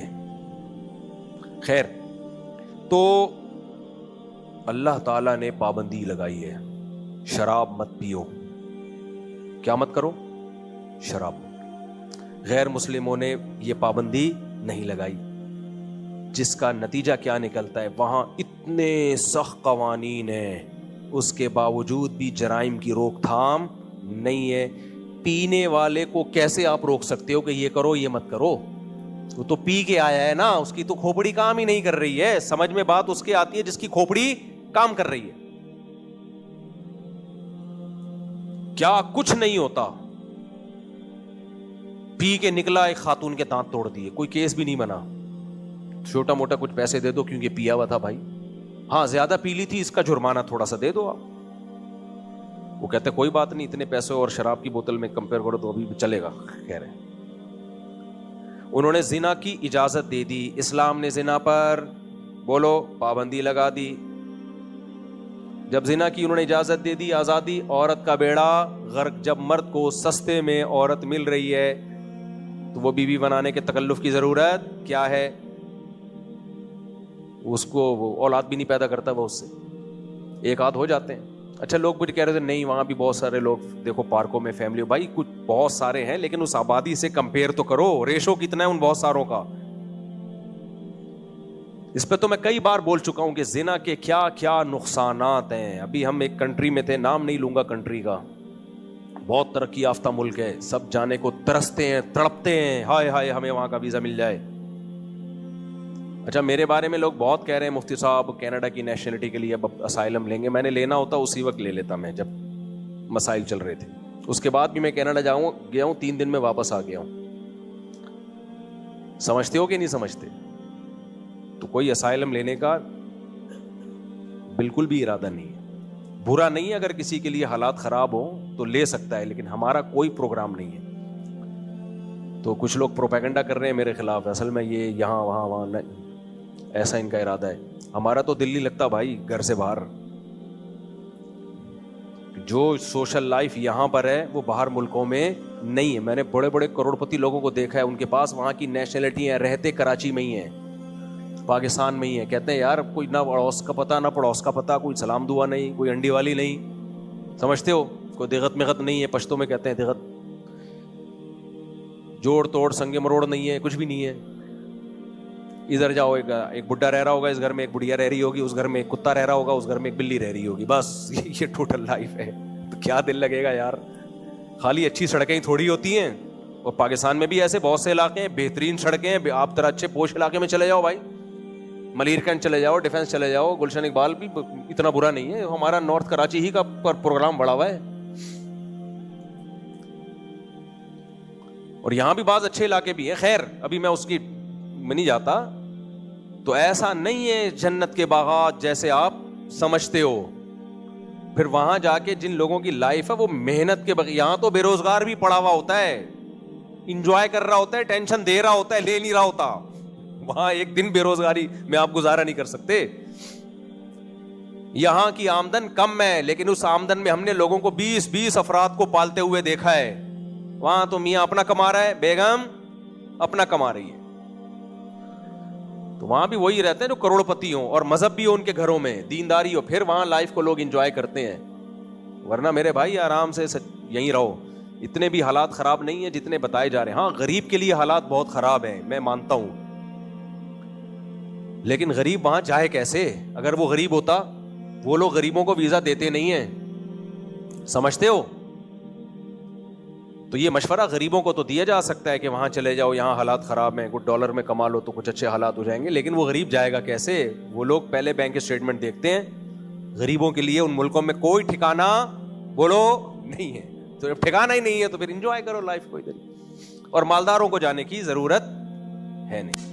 تو یہ چونکہ بہت ٹرینڈ چل رہا ہے, آپ یہاں چلے جائیں, آپ ایکچولی وہاں چلے جائیں, آپ وہاں چلے جائیں. ابھی میں دبئی سے وہ افریقہ سے آ رہا تھا تو قطر ایئرپورٹ پہ مجھے ایک پٹھان دوست ملے پشاور کے, 4 سال اٹلی میں کھجل خواری کر کے آئے ہیں. تو کہہ رہے ہیں میں جا رہا ہوں پشاور, میری توبہ جو میں واپس کبھی یورپ کا میں نے سوچا بھی, اذان کی آواز نہیں سنی کبھی. اب لبرل لوگ بولتے ہیں کیا ہو گیا اذان کی آواز نہیں سنی. بھائی صاحب آپ کے دل میں اللہ کی محبت کی رمق ہوگی تو آپ کو پتہ چلے گا کہ اذان کی آواز کانوں میں پڑھنے سے کیسا روحانی سکون ملتا ہے. تو خیر یہ ایک الگ ٹاپک ہے, ہم آج میں کلابازیاں بہت کھا رہا ہوں بیان میں. تو میرے بھائی اللہ میاں کی پابندیاں, اللہ میاں نے پابند کر دیا شراب مت پیو, اللہ میاں نے پابند کر دیا 5 ٹائم نماز پڑھو, اللہ میاں نے بہت سارے قوانین ہمارے لیے, ماں باپ کو اولڈ ہاؤس میں جمع مت کراؤ, گھر میں رکھو, ان کی قدموں میں جنت تلاش کرو. اللہ میاں نے پابند کر دیا رشتے جوڑو توڑو مت. اللہ نے کہہ دیا معذور بھائی یا بہن ہے تو آپ کی رسپانسبلٹی ہے اس کو پالنا, گورنمنٹ کی رسپانسبلٹی یہ نہیں ہے. یہ کس کی ذمہ داری ہے؟ آپ کی ذمہ داری ہے. اور 20 قسم کے احکامات جس پر بیان ہوتا رہتا ہے, انہوں نے ان تمام پابندیوں سے آپ کو کیا کر دیا؟ آزاد. اور کچھ آزادیاں اسلام نے دے دی, انہوں نے ان آزادیوں کو سلب کر کے آپ کو کیا کر دیا؟ پابند, کہ نہیں کر سکتے آپ. ایک تو مشہور آزادی اسلام نے دی ہے جو خواتین مجھ پہ پھر کہتی ہیں یہ کیا باتیں کر رہا ہے. انہوں نے کہا ایک بیوی رکھ سکتے ہو, دوسری پر پابندی. اللہ نے یہ پابندی آپ سے اٹھا لی, کیا خیال ہے؟ آزادی دے دی اس میں, نہیں 4 تک آپ لے جا سکتے ہو. ان کی پابندی کے سائیڈ ایفیکٹ کیا ہیں؟ انہوں نے پابندی لگائی دوسری نہیں کر سکتے, اس کے سائیڈ ایفیکٹ یہ نکلے کہ مردوں کی حرام دوستیاں ان لمیٹڈ. سمجھتے ہو؟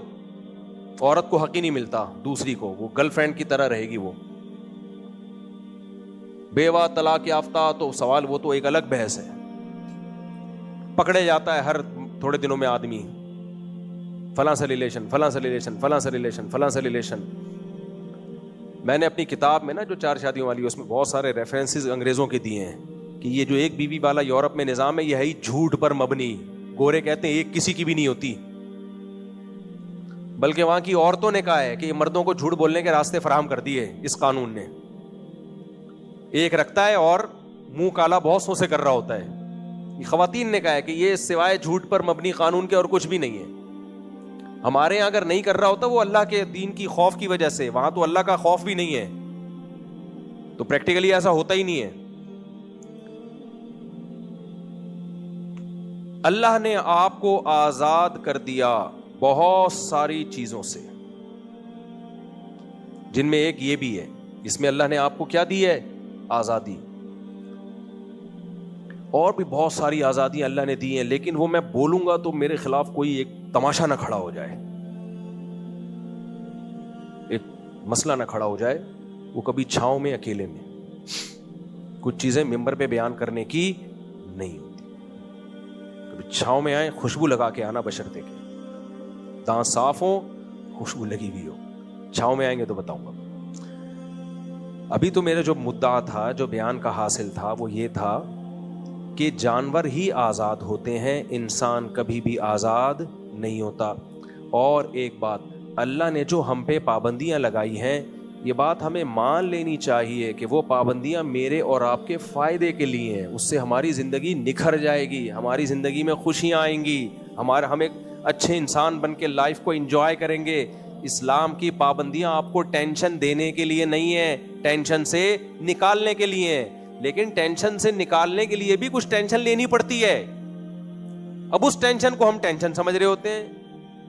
دیکھو آپ کو سخت درد ہو رہا ہے, پین ہو رہا ہے, ڈاکٹر نے کہا بھائی پین کلر ٹیپ کے بجائے ٹیکا لگانا پڑے گا آپ کو, ٹیبلٹ نہیں کھلاؤں گا, ٹیکا لگے گا. تو یہ وارن ہے نا, وہ وارن کا ٹیکا لگا دیتے ہیں ڈاکٹر, انجیکشن لگے گا. آپ نے کہا ڈاکٹر صاحب پین کا علاج, پین یہ کیا ہے؟ ایک ٹیکا آپ اپنے لگائیں دماغ کا. آپ پین ختم کرنے کے لیے مجھے کیا دے رہے ہیں؟ ٹیکا لگے گا تو پین ہوگا نا. سوئی لگا کہ آپ میری تشریف پہ سوئی لگا کے آپ مجھے پین دے رہے ہیں اور دعویٰ یہ کر رہے ہیں کہ میں پین سے نکال لوں گا. آپ تو ایک اور پین کا اضافہ کر رہے ہیں. تو آپ کی یہ بات عقل مندی کی ہوگی.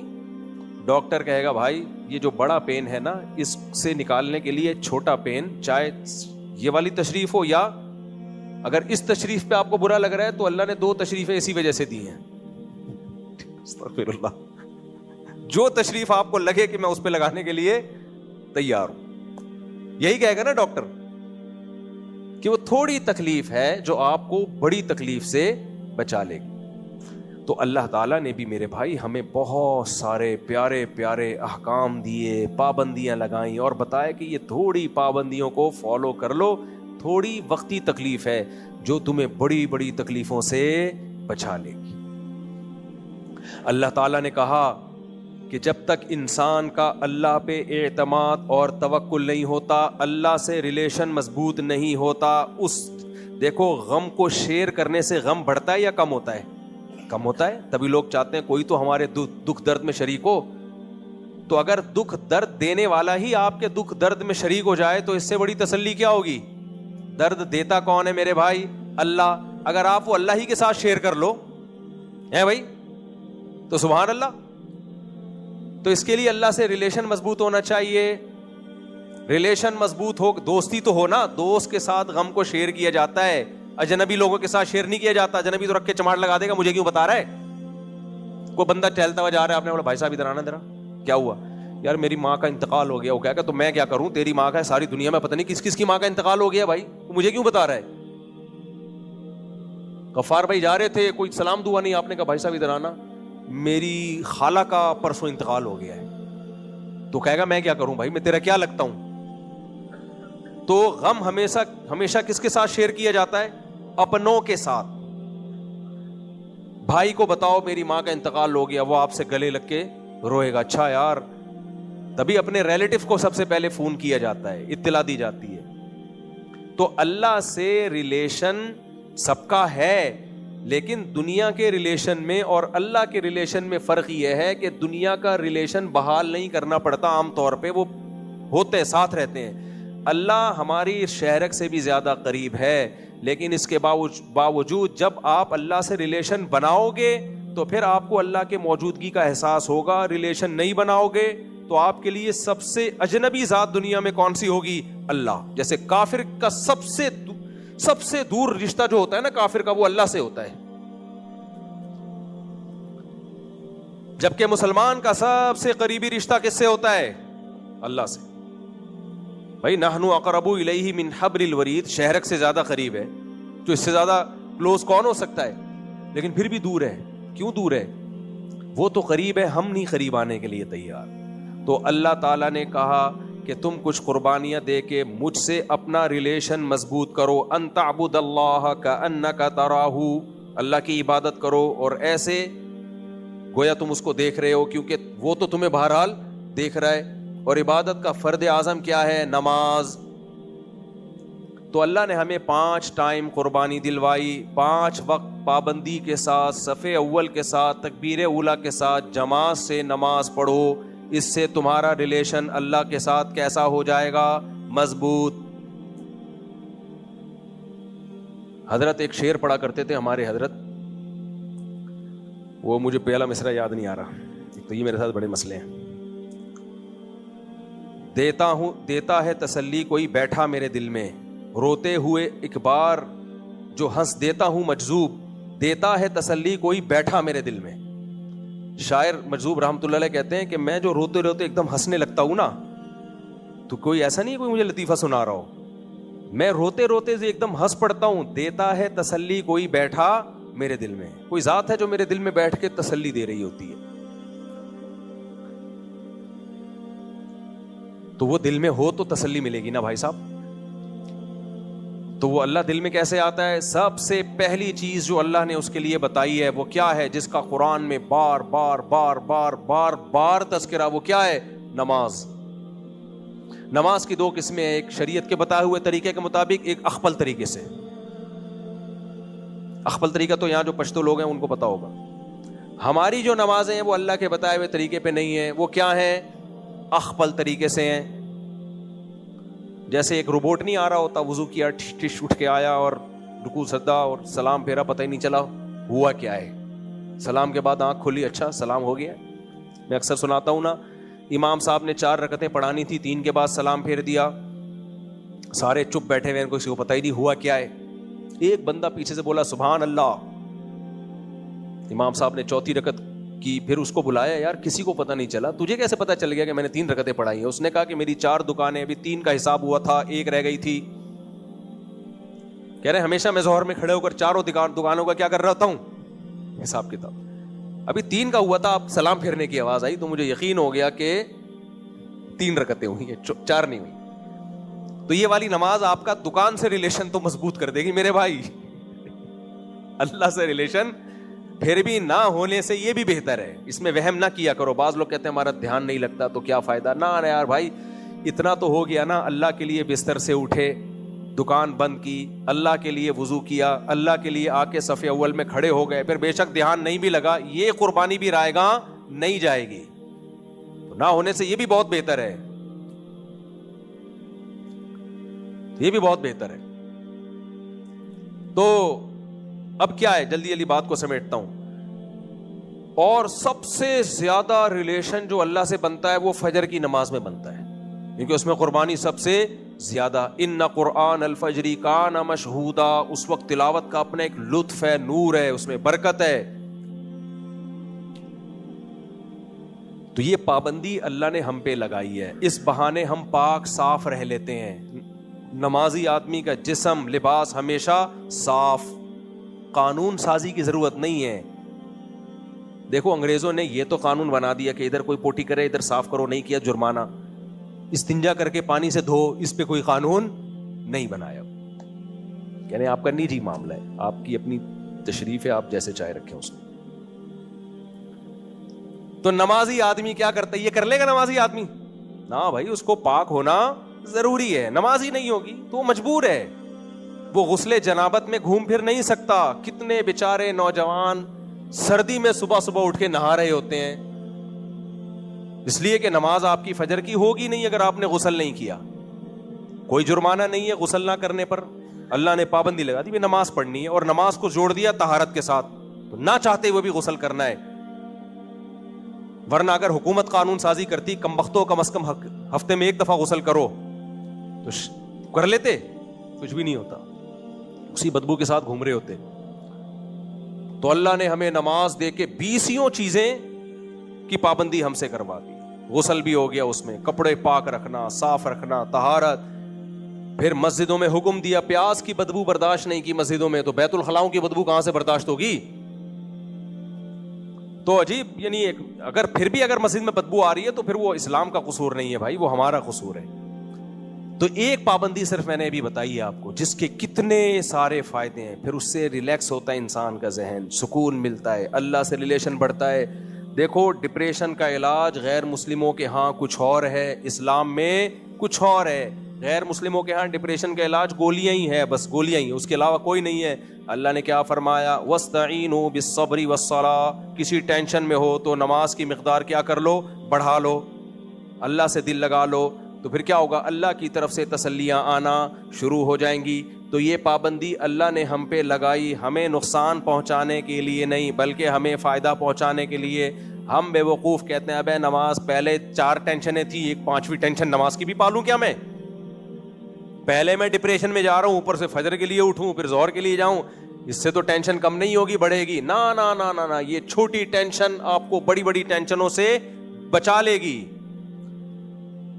اور جتنی ٹینشنیں ہیں نا ان سب کی لاجک یہی ہے. زنا سے اسلام نے بچایا ہمیں. اب جو زنا کرنے والے کہتے ہیں بڑی ٹینشن ہے یار زنا سے بچنا, عورت کو دیکھ کے دل مائل ہوتا ہے. بھائی صاحب اگر آپ نے بدنظری کی اور عورت کی طرف چلے گئے, یہ وقتی ٹینشن ختم ہوگی لیکن چسکا لگے گا, آپ کو نیند نہیں آئے گی جب تک آپ دوبارہ زنا نہیں کرو گے. پھر ایک عورت کو بدلو گے, دوسری عورت کو بدلو گے, یہ لامتناہی سلسلہ ختم ہونے والا نہیں ہے. جب عورت نہیں ملے گی ڈپریشن میں جاؤ گے. اور اگر آپ نے شادی کی, بچے بچے ہو گئے آپ کے, ان بچوں کو پتا چلے گا, وہ بچے آپ کی عزت نہیں کریں گے, وہ بھی ٹھرکی پیدا ہوں گے, فیملی سسٹم آپ کا تباہ و برباد. پھر جب بڈھے ہو جاؤ گے نا, اور آج کل تو بڑھاپا بہت اسپیڈ سے آتا ہے, جو خوراکیں چل رہی ہیں نا آج کل, کیونکہ یہ لوگ پھر شراب بھی پیتے ہیں, گٹکے بھی کھاتے ہیں, کیونکہ شہوت پرست بن جاتے ہیں. پھر اس کے بعد کوئی آپ کو لفٹ نہیں کرائے گا, نہ گھر میں عزت, نہ گھر سے باہر. گورے کی جوانی مت دیکھا کرو, گوروں کا بڑھاپا دیکھا کرو. جا کے تبلیغ والے جاتے ہیں نا باہر ملکوں میں, ان سے پوچھو بڈھوں کا کیا حال ہے وہاں پہ. جو حال ہوتا ہے نا, بڑی عیاشی کی ہوتی ہے. اور اگر آپ نے زنا سے بچ گئے, نکاح پہ سیٹ کر لیا اپنے آپ کو, تو تھوڑی سی ٹینشن ہے, اس کے بعد یوز ٹو ہو جاتا ہے انسان. پھر زنا کی طرف طبیعت مائل ہوتی نہیں ہے, گندا لگنے لگتا ہے اس کو زنا, اس کو کوئی پیسے بھی دے نہیں کرے گا وہ زنا. تھوڑی سی ٹینشن برداشت کر لی, مایوس کر, بھائی زنا کے قریب بھی نہیں پھٹکنا ہے, کچھ بھی ہو جائے. اور اللہ نے ہمیں, اللہ انسانوں کی نفسیات جانتے ہیں نا, مردوں کی. اللہ نے فرمایا لا تقربوا الزنا, زنا تو دور کی بات, اس کے قریب بھی مت جاؤ, جو قریب جائے گا وہ زنا کرے گا. لہذا بد نظری بھی مت کرو, کسی عورت کو مت دیکھو بری نیت سے. تمہارے لیے اللہ نے تمہاری بیوی, بس اس کے علاوہ دائیں بائیں کہیں جانے کی کوشش بولو مت کرنا. گزارا نہیں ہو رہا, ایک اور کر لو, اپنے خرچے پہ, اپنی ذمہ داری پہ, کیونکہ کر کے مجھے پھنسا دیتے ہیں, اس نے بولا تھا. تو اگر اس کی ہمت نہیں ہے تو بس کوئی بات نہیں, تھوڑے دنوں میں اسی پہ گزارا جب کرو گے نا, تو یہ جوانی کی ٹھڑک بھی ہمیشہ نہیں رہتی. یہ جو بڑے ہوئے غیر معمولی جذبات ہیں آہستہ آہستہ صحیح ہو جائیں گے, نارمل کنڈیشن میں آ جاؤ گے. نشہ تو زیادہ خطرناک چیز ہے, جب آپ چند مہینے چھوڑ دو تو نارمل ہو جاتا ہے انسان, نہیں چھوڑو تو پھر مر جاتا ہے وہی نشہ کر کر کے. تو یہ پابندی بھی اللہ نے ہمارا گھر بسانے کے لیے. پھر مجھے بتاؤ, جب آپ زنا کرو گے, آپ کی بیٹیاں ہوں گی اور پتہ چلے گا کہ ان کا باپ زانی تھا, ان کے لیے آگے مسائل ہوں گے کہ نہیں ہوں گے؟ زانی خود بھی چاہتا ہے میری شادی شریف گھرانے میں ہو, کسی زانیہ سے نہ ہو. تو رشتوں میں پرابلم, بیسیوں قسم کے مسائل. نکاح کر لیا, تھوڑی سی ٹینشنیں بیوی کی ہوتی ہیں, برداشت کر لیتے ہیں, لیکن آہستہ آہستہ گھر میں برکت ہوتی ہے, خوشیاں ملتی ہیں. بیٹے کو اللہ نے قرآن میں کیا کہا, جعل لکم من انفسکم ازواجا, تمہارے لیے اس نے بیوی پیدا کی, پھر ان بیویوں سے تمہیں بیٹے اور پوتے دیے. یہ گرل فرینڈ سے نہیں ملتے, یہ حرام رشتوں سے نہیں ملتے. تو یہ کتنی سکون ہے اس میں. تو اس لیے میرے بھائی, یہ پابندیاں جو اللہ نے لگائی ہیں نا, رمضان کی پابندی ہے روزہ رکھنے سے, وقتی پابندی ہے میرے بھائی. روزہ جسم کی زکوٰۃ ہے. سارے فضلے الٹے پراٹھے مراٹھے جو میں نے ہم پورے سال دو پراٹھے پھوڑے ہوتے ہیں, یہ سارے رمضان میں کیا ہو جاتے ہیں. جب آدمی کئی گھنٹے بھوکے رہتا ہے تو کیا ہوتا ہے, پہلے باڈی جو فضلہ ہے نا وہ کھانا شروع کرتی ہے, جو اضافی جو ہمارا گند جو باڈی میں اکٹھا ہو گیا, باڈی کہتی ہے کچھ تو چاہیے, وہ کھا کے نیٹ کلین کر دیتی ہے, نتھار دیتی ہے باڈی. گویا جیسے زکوٰۃ ہاتھ کا میل ہے, مال میں جو کچھ غلط شامل ہو گیا زکوٰۃ سے وہ پاک ہو جاتا ہے, ایسے ہی روزہ کیا ہے, جسم کی زکوٰۃ. تھوڑی سی ٹینشن ہوتی ہے, اور وہ بھی 3-4 دن رمضان میں. شروع کے 2-3 روزے مشکل لگتے ہیں, اس کے بعد یوز ٹو ہو جاتے ہیں, ایک روٹین ہو جاتی ہے. آخری بات کر کے بیان ختم کرتا ہوں. میں لوگوں کو مشورہ دیتا ہوں, کراچی کی سردی میں ٹھنڈے پانی سے نہایا کرو, فائدہ ہوتا ہے. یہ گرم پانی کے عادی مت ڈالو, اس سے ٹینشن ہے. صحت بھی اچھی ہوتی ہے ٹھنڈے پانی سے نہا کے. لوگ کہتے ہیں ٹھنڈے پانی سے اوئی اوئی اوئی ایسے کر رہے ہوتے ہیں. تجربہ کر کے دیکھ لو, پہلا مگا مشکل ہے بس. گرم پانی سے نہاؤ گے نا, مسلسل ٹینشن میں رہو گے, سردی لگتی رہے گی آپ کو, اور چھوئی موئی بن جاؤ گے. اب مجھے نہیں پتا پشاور اسلام آباد کی سردی کا, کراچی کی سردی جو ہے اس میں ٹھنڈے سے نہا سکتے ہو بڑے آرام سے, فجر میں بھی نہا سکتے ہو. تو پہلا جو مگا یا شاور کا پہلا جو چھڑکاؤ ہے, اس میں وک کر کے ایک آواز آئے گی, اس کے بعد پتہ ہی نہیں چلے گا.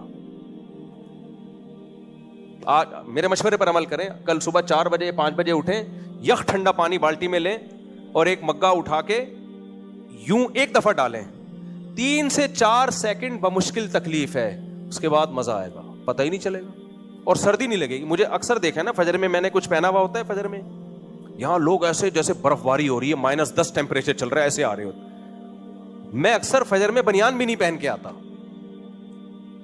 تو ٹھنڈے پانی سے نہاؤ میرے بھائی, آپ ایک دفعہ کی ٹھنڈ ہے. ہاں پھر تولیے سے اس کو اچھی طرح صاف کر لو, ورنہ ٹھنڈ پہ نہ جائے کہیں. پنجابی میں کہتے ہیں نا ٹھنڈ پہ گئی ہے, اس کو صاف کر لو آپ.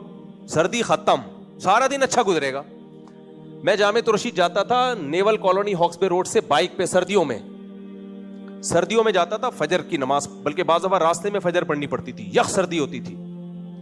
تو ایک دفعہ کی ٹینشن تھی, جب میں 35 کلومیٹر کی ڈرائیو کر کے پہنچتا تھا, رائڈ کر کے پہنچتا تھا, تو مجھے نہیں سردی لگ رہی ہوتی تھی, باقی سب کانپ رہے ہوتے تھے سردی میں. وجہ کیا ہے کہ بھائی آپ نے ایک دفعہ اس سے زیادہ سردی اپنے اوپر لے لی ہے, تو کم درجے کی سردی اب آپ کو لگنا اتنا نہ ہے فور کہ جم ہی جائیں آپ, کوئی نمونیا ہو جائے, کوئی ہر آدمی کو اپنی صحت کا پتہ ہوتا ہے. تو کیا ہے, چھوٹی ٹینشن آپ کو ہمیشہ بڑی ٹینشنوں سے بچاتی ہے. تو آپ ٹھنڈے پانی سے نہا لو میرے مشورے پر, کل نہا لیں آپ, ڈاکٹر کو باہر بٹھا کے رکھیں, کچھ ہو نہ جائے. ہوتا نہیں ہے کراچی کی سردی کوئی ایسی سردی نہیں ہے, اتنا چھوئی موئی بنا لیا ایسا, یوں ٹھنڈا پانی ڈالیں, ایک جھٹکا آئے گا ہل جائیں گے آپ, اس کے بعد بالکل مزہ آنا شروع ہوگا پھر.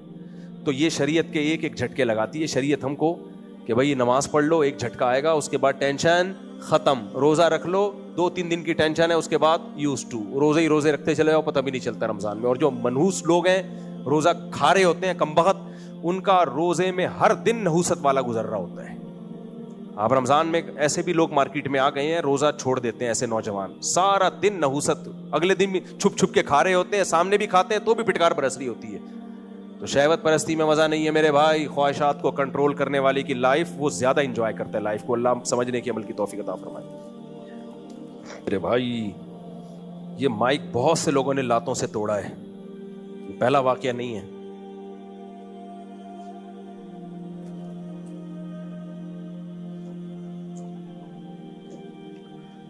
اچھا میرے بھائی, محمد علی نادر ول محمد نادر کہاں ہیں؟ یہ رہے. دلہن کا نام سیدہ ایمن اسد بنت سید اسد شوکت. ان کے وکیل کہاں ہیں؟ دلہن کے وکیل مارکیٹ میں چاہیے فوراً. کہاں ہیں بھائی؟ آپ ہیں حضرت؟ اچھا ماشاء اللہ. مہر کی رقم ہے زیور کی شکل میں تقریباً 1,01,000 کا, یہ سینکڑا ہزار, 10,000, لاکھ, 1,07,000. اچھا 1,07,000 روپے کا زیور. آپ نے اس مہر میں اجازت دی کہ میں سیدہ ایمن اسد بنت سید اسد شوکت کا نکاح محمد علی نادر ول محمد نادر سے کروں, اجازت ہے؟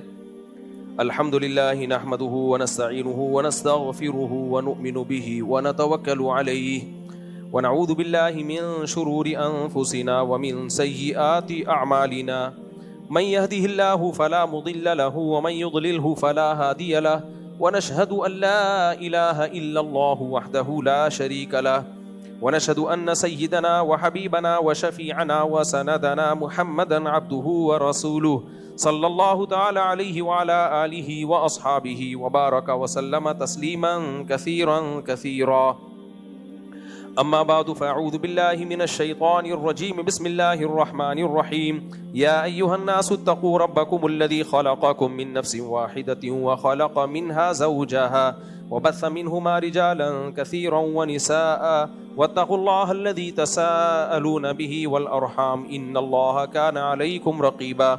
وقال تعالى يا أيها الذين آمنوا اتقوا الله وقولوا قولا سديدا يصلح لكم أعمالكم ويغفر لكم ذنوبكم ومن يطع الله ورسوله فقد فاز فوزا عظيما.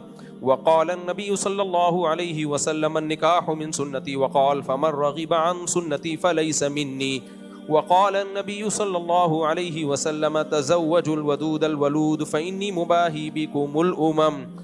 وقال النبي صلى الله عليه وسلم تزوجوا ولا تكونوا كرهبان النصارى. جناب محمد علی نادر ول محمد نادر, میں نے آپ کا نکاح 1,07,000 روپے کی مالیت کا زیور اس مہر میں سیدہ ایمن اسد بنت سید اسد شوکت سے کیا. آپ نے اس نکاح کو قبول کیا؟ قبول کیا. ماشاءاللہ. دعا کریں الحمدللہ رب العالمین والعاقبۃ للمتقین والصلاۃ والسلام علی رسولہ الکریم وعلی آلہ وصحبہ اجمعین.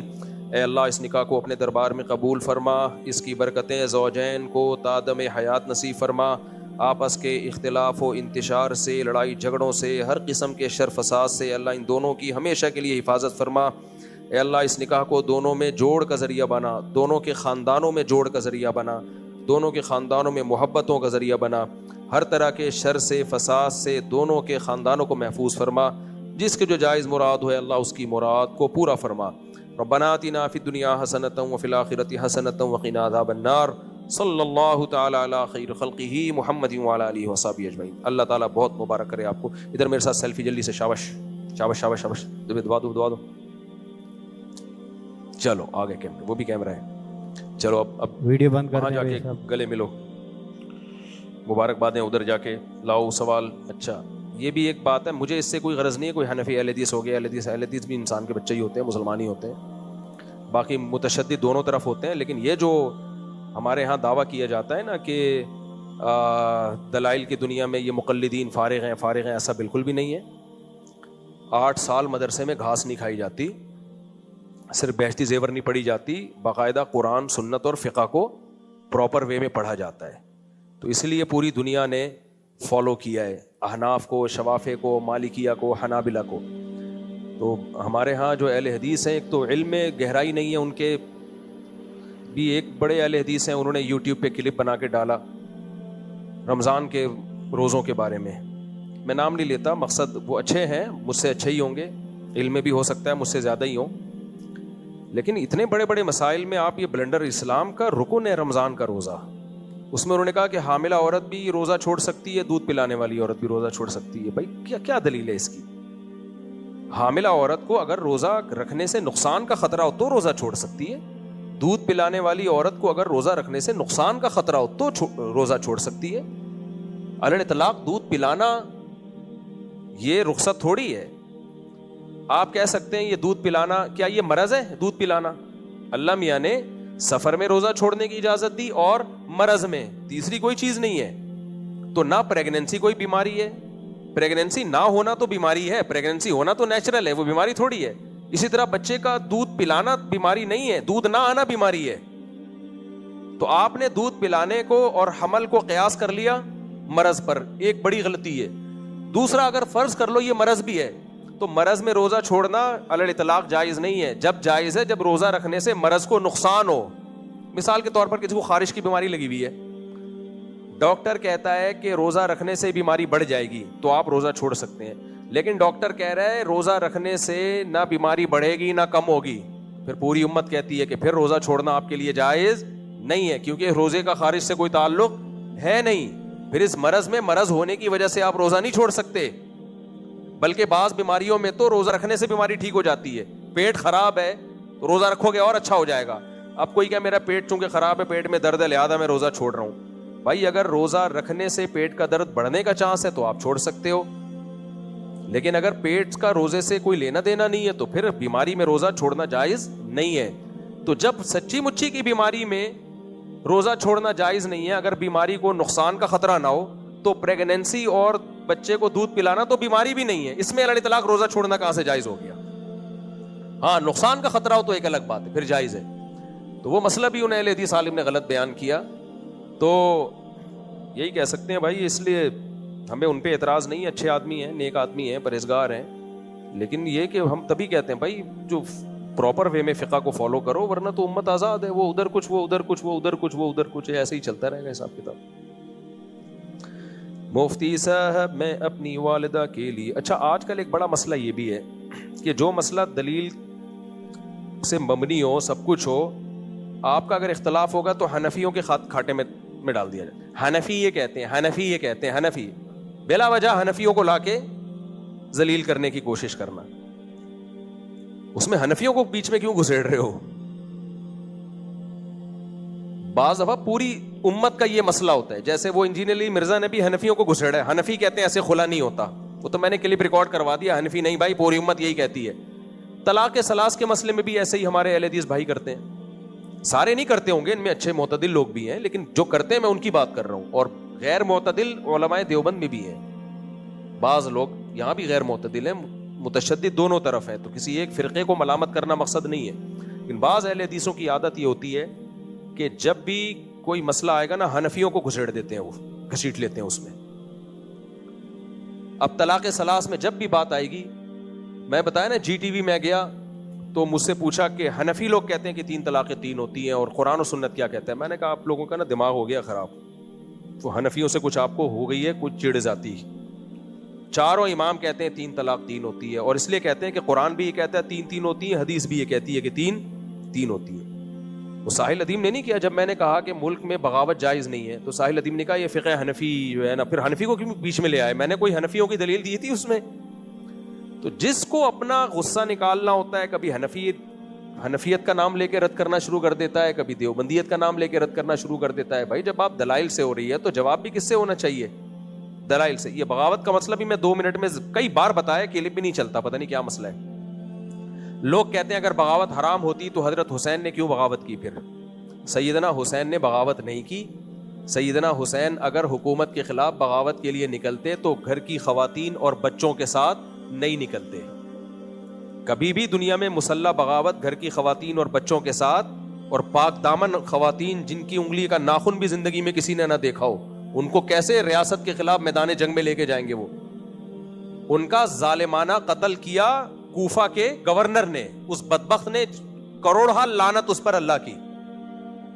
حضرت حسین دفاع میں لڑے ہیں, اپنے دفاع میں شہید ہوئے ہیں, تو دفاع میں شہید ہونے کی اجازت ہے آپ کو, لڑنے کی بھی اجازت ہے. کوئی آپ پہ حملہ کر رہا ہے تو آپ لڑو, 100 دفعہ لڑو, کس نے منع کیا ہے؟ ایک ہے آپ اسٹیٹ پہ جا کے حملے کرنا شروع کر دو, اور خلافت کے نام پہ, اور خلافت کا پیکج کیا ہے آپ کے پاس؟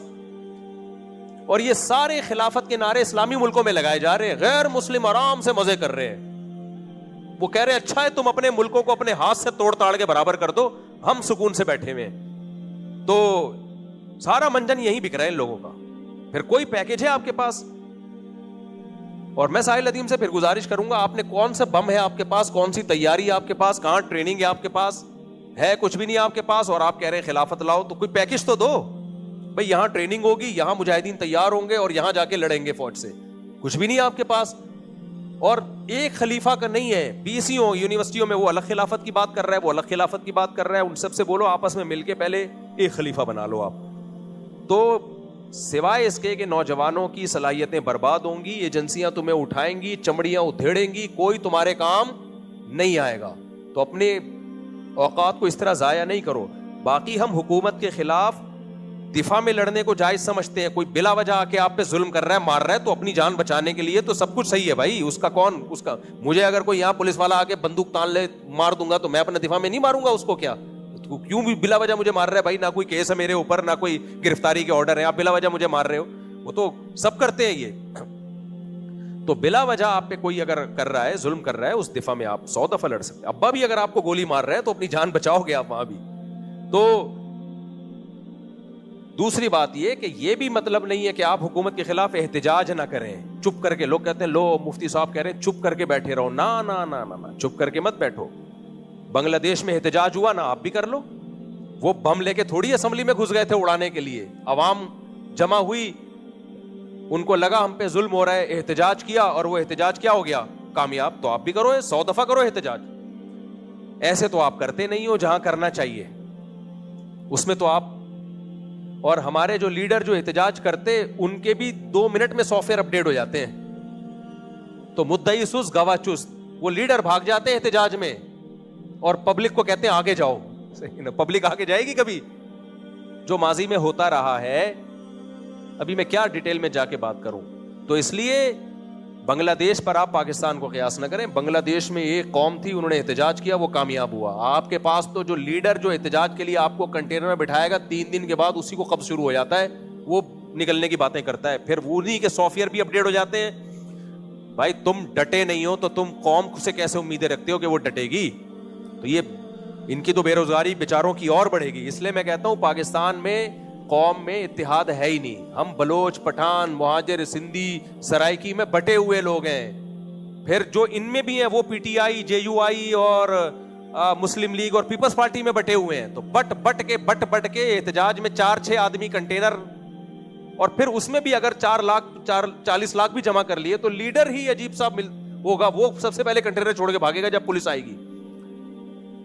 تو یہ میں گراؤنڈ ریئلٹی بتا رہا ہوں, ایسا ہو رہا ہے کہ نہیں ہو رہا. تو اس لیے میں لوگوں سے کہتا ہوں وہ بات جو پریکٹیکلی ممکن ہے وہ کرو. وہ کیا ممکن ہے؟ کماؤ, کھاؤ, 4 شادیاں کرو, بچے پیدا کرو, گھوم پھر کے آنا تم نے ادھر ہی ہے. اور جو پازیٹیو وے میں تبدیلی ملک میں لا سکتے ہو اس سے غافل نہ ہو. جیسے جامعۃ الرشید کے پاس ایک پیکج ہے, جامعۃ الرشید غافل نہیں بیٹھا, اور بھی علماء الحمدللہ کر رہے ہیں. جامعۃ الرشید نے کہا کہ بھائی ہم علماء کو بیوروکریسی میں لے کے جائیں گے. باطل لوگ چلے گئے ہیں بیوروکریسی میں, باطل لوگ چلے گئے ہیں فوج میں, باطل لوگ چلے گئے ہیں عدلیہ میں, تو ہم علماء کو کیوں نہ لے کے جائیں. یہ ان کی ایک پالیسی, اور اس میں وہ 20 سال میں بہت کچھ الحمدللہ کامیابیاں حاصل کر چکے ہیں. کبھی آپ خوشبو لگا کے آنا, میں جامعۃ الرشید کی پوری پریزنٹیشن پیش کروں گا کہ 20 سال کے سفر میں جامعۃ الرشید نے کیا کیا خدمات سر انجام دی ہے ملک میں انقلاب لانے کے لیے. ہوائی باتیں نہیں, پورا ایک پیکج ہے. تو اس میں آپ جامعۃ الرشید کا حصہ بے شک نہ بنے, آپ وہی پیکج شروع کر دیں, لیکن پازیٹو وے میں کوئی ریلائبل کام کریں گے, آپ کوئی پیکج دیں گے, میرے پاس یہ پیکج ہے, تو اس طرح سے ہم انقلاب کے قائل ہیں. لاؤ انقلاب. باتیں پھینکنے پر گورنمنٹ کی طرف سے کوئی پابندی نہیں ہے, یہ کر دو, یہ مولوی کچھ نہیں کر رہے, یہ اڑا دو, یہ کر دو, کوئی پتھر سے نہ مارے میرے دیوانے کو, بم کا زمانہ اڑا دو سالے کو, اس سے کچھ بھی نہیں آئے گا. مفتی صاحب, میں اپنی والدہ کے لیے ہر دن ایک سورہ یاسین اور شام کو 2 رکعت نفل نماز اور رات کو سورہ ملک ختم کر کے بخشتا ہوں, اور جمعرات کو خیرات کرتا ہوں والدہ کے لیے. بھائی جمعرات کا دن کیوں خاص ہے؟ کبھی بھی صدقہ خیرات کر دو. دیکھو ایصال ثواب اگرچہ جائز ہے قرآن پڑھ کے بھی, لیکن جو حدیث میں منصوص ہے وہ صدقہ خیرات ہے. تو جو چیز منصوص ہے اس کو زیادہ فوکس کرنا چاہیے. والدہ کے لیے کنواں کھدوا دیں, مسجد میں دریاں ڈلوا دیں, یا غریبوں کو کھانا کھلا دیں چپکے سے, دل میں نیت کریں کہ اس کا ثواب کس کو پہنچے, والدہ کو. تو یہ کام کو زیادہ فوکس کرنا چاہیے. جو کام کر رہے ہیں وہ بھی ٹھیک ہے, لیکن یہ دوسرے کام کو زیادہ فوکس کریں. مفتی صاحب, میں اپنے والد کی جیب سے پیسے نکالتا ہوں اپنی جائز چیزوں کو پورا کرنے کے لیے, تو کیا وہ چیزیں میرے لیے حرام تو نہیں ہے؟ لیکن غصہ ہو جاتے ہیں. بالکل حرام ہے, ناجائز ہے. ضرورت کے لیے اجازت ہے کہ آپ اپنا واجب حق جو بنتا ہے باپ پہ وہ لے سکتے ہیں. اسی طرح بیوی کے لیے جائز ہے کہ شوہر اگر واجب حق بھی نہیں دے رہا تو وہ پینٹ سے پیسے نکال کے استعمال کر سکتی ہے, لیکن وہ واجب حق میں ہے. اور واجب حق کیا ہے؟ کھانا پینا بیسک مل رہا ہو بس. تو اگر آپ کو گھر میں بیسک کھانا پینا مل رہا ہے تو پھر آپ نہ عورت شوہر کی جیب سے پینٹ سے پیسے نکال سکتی ہے, اور نہ بیٹا جو ہے باپ کی جیب سے پیسے نکال سکتا ہے. اب خواتین اس پہ کہتی ہیں لو واجب حق کے علاوہ بھی تو خرچے ہوتے ہیں, تو پھر اس میں شوہر کو منایا جائے, کو سمجھایا جائے. نہیں خرچ کر رہا, میرا بیان سنا دیں جو بیوی پہ خرچ کرنے کے فضائل, مولانا طارق مل صاحب کا سنا دیں. حدیثوں میں بہت کچھ ہے یہ کہ خرچ کرو گے اللہ تمہیں بھی کھلائے گا. اس کمبخت کو اس طرح سے سیدھا کرنے کی کوشش کی جائے. یہ نہیں ہوگا کہ وہ سیدھا نہیں ہو رہا تو آپ چور بن جاؤ پینٹیں, کیونکہ اس سے چوری کی عادت پڑتی ہے. ہاں اگر بیسک ہی نہیں مل رہا, بالکل ہی کھانے پینے سے جا رہے ہیں, تو حضرت ہندا کو نبی نے اجازت دی تھی کہ آپ چپکے سے شوہر سے پیسے لے لیا کرو. میرے بھائی, ابا کے پیسے چوری کرنا چھوڑ دو, تم بھی ابا بنو گے کسی دن. پھر جب وہ دیکھے گا نا کہ میرے ابا دادا کی پینٹ سے پیسے چوری کرتے تھے, تو تمہارا بچہ بھی تمہاری پینٹ سے چوری کرے گا, بلکہ ایک دن پینٹ ہی چوری کر کے لے جائے گا وہ. میرا سوال یہ کہ اپنے والد سے جب پیسے یہ ہو گیا, اچھا جب پیسے مانگتے ہوں تو کہتے ہیں کل تو دیے تھے, حالانکہ اس کو 4-5 دن ہو چکے ہوتے ہیں. تو میرا دل کرتا ہے کہ میں اپنے والد کے لیے کچھ اچھا کھانے کو لے آؤں, تو کیا اگر میں ان کی جیب سے پیسے نکال کر, غلط ہے یار. باپ نے گھر دے دیا, نام دے دیا, بہت ہے بس. جو اضافی دے رہا ہے غریبی ہے. پہلے زمانے میں یار کیسے, میرے والد صاحب جب شام کو آفس سے گھر آتے 2 ریوڑیاں لے کے آتے تھے. جب بھی آتے 2 ریوڑیاں ان کے ہاتھ میں ہوتی تھی لمبی لمبی. ہمیں انتظار میں بیٹھے ہوتے تھے ابو آ رہے ہیں. میں چھوٹا تھا اس لیے تو میرے لیے لاتے تھے, باقی تو بڑے ہو گئے تھے, تو وہ ہمیں اب تک یاد ہے. تو ان ریوڑیوں سے بچے خوش ہو جاتے تھے. آج کے بچے کمبختوں کو ہوس تو دیکھو, ہوس تو دیکھو, ان کو یہ بھی چاہیے, ان کو وہ بھی چاہیے. ہمیں وہی یادیں رہ گئی کہ یار ہمارے لیے 2 ریوڑیاں لاتے تھے. باقی کیا ہے, جو بیسک ذمہ داری ہے انہوں نے ہمارے لیے پوری کی. گھر دیا ہمیں. میں جب مدرسے گیا تو میری الگ سے پاکٹ منی انہوں نے متعین کر دی. مجھے تسلی دے دی کہ بھائی اب تم چونکہ کماؤ گے نہیں تو تمہاری رسپانسبلٹی کس کی ہے, کھانا پینا. میں مدرسے میں پیسے دے کے کھایا کرتا تھا. مدرسے میں جو کھانا تھا اس کی میں پیمنٹ دیتا تھا, میرے والد صاحب دیتے تھے کہ بھائی نہیں فری میں نہیں, ہم نے کیا کرنا ہے, پے کر کے کھانا ہے. تو یہ جو بیسک چیزیں ہیں یہ پوری کر رہے تھے. لیکن بچوں کی نظر ان بیسک چیزوں پہ نہیں ہوتی, بچوں کی نظر ہوتی ہے جو غریبیاں ہیں. وہ غریبی کی تو پھر کوئی حد نہیں ہے. اچھا میرے بھائی ملزام لوگوں اپنی باتوں سے ہنسانا کیسا ہے, ان کے چہرے پر رونق لانا. میں لوگوں کو ہنسانے, ان کو خوش رکھنے کے لیے ان کی کوشش کرتا ہوں, لیکن لوگ کہتے ہیں تم پاگل ہو. مجھے بھی ایسا ہی لگ رہا ہے. اچھی بات ہے, لیکن بات کے دوران ہنسانا ٹھیک ہے. الگ سے ہنسانے ہی کا پروگرام لے کے ساری زندگی چلتے رہیں تو جائز تو یہ بھی ہے, لیکن یہ اس سے انسانیت کا جو تھوڑا وقار کے خلاف ہے. سوسائٹی میں پھر آپ کو لوگ سنجیدگی سے نہیں دیکھتے, پھر آپ کے ایک مسخرے کی حیثیت سے آپ کی ایک حیثیت بن جاتی ہے. تو جیسے میں بیان کر رہا ہوتا ہوں بیچ میں ہنسا بھی دیتا ہوں, سوال جواب کا سیشن ہے, ہنسا بھی دیا ہم نے اس میں, لیکن اگر میں یہاں مزاحیہ ہی پروگرام شروع کر دوں یا مسجد کے باہر تو پھر میری حیثیت کیا ہوگی, کامیڈین کی ہو جائے گی حیثیت. یہ پھر ٹھیک ہے کوئی کامیڈین بننا چاہتا ہے تو گورنمنٹ کی طرف سے اور اللہ کی طرف سے پابندی نہیں ہے, لیکن پھر آپ کا سوسائٹی میں وقار بہرحال مجروح ہوتا ہے, پھر لوگ آپ سے اہم معاملات میں مشورے نہیں لیں گے آپ سے کبھی بھی. اچھا میرے بھائی مفتی صاحب میرے سینے کے بال بہت سخت ہوتے ہیں ان کی. اچھا میں جو ہنساتا پھنساتا رہتا ہوں لوگ کہتے ہیں پتہ نہیں کامیڈی کرتے ہیں. بھائی ہر آدمی کا مزاج ہوتا ہے, مزاج انسان کا چینج نہیں ہوتا, تو وہ تبدیل نہ کروائیں گن پوائنٹ پہ کہ آپ رولائیں.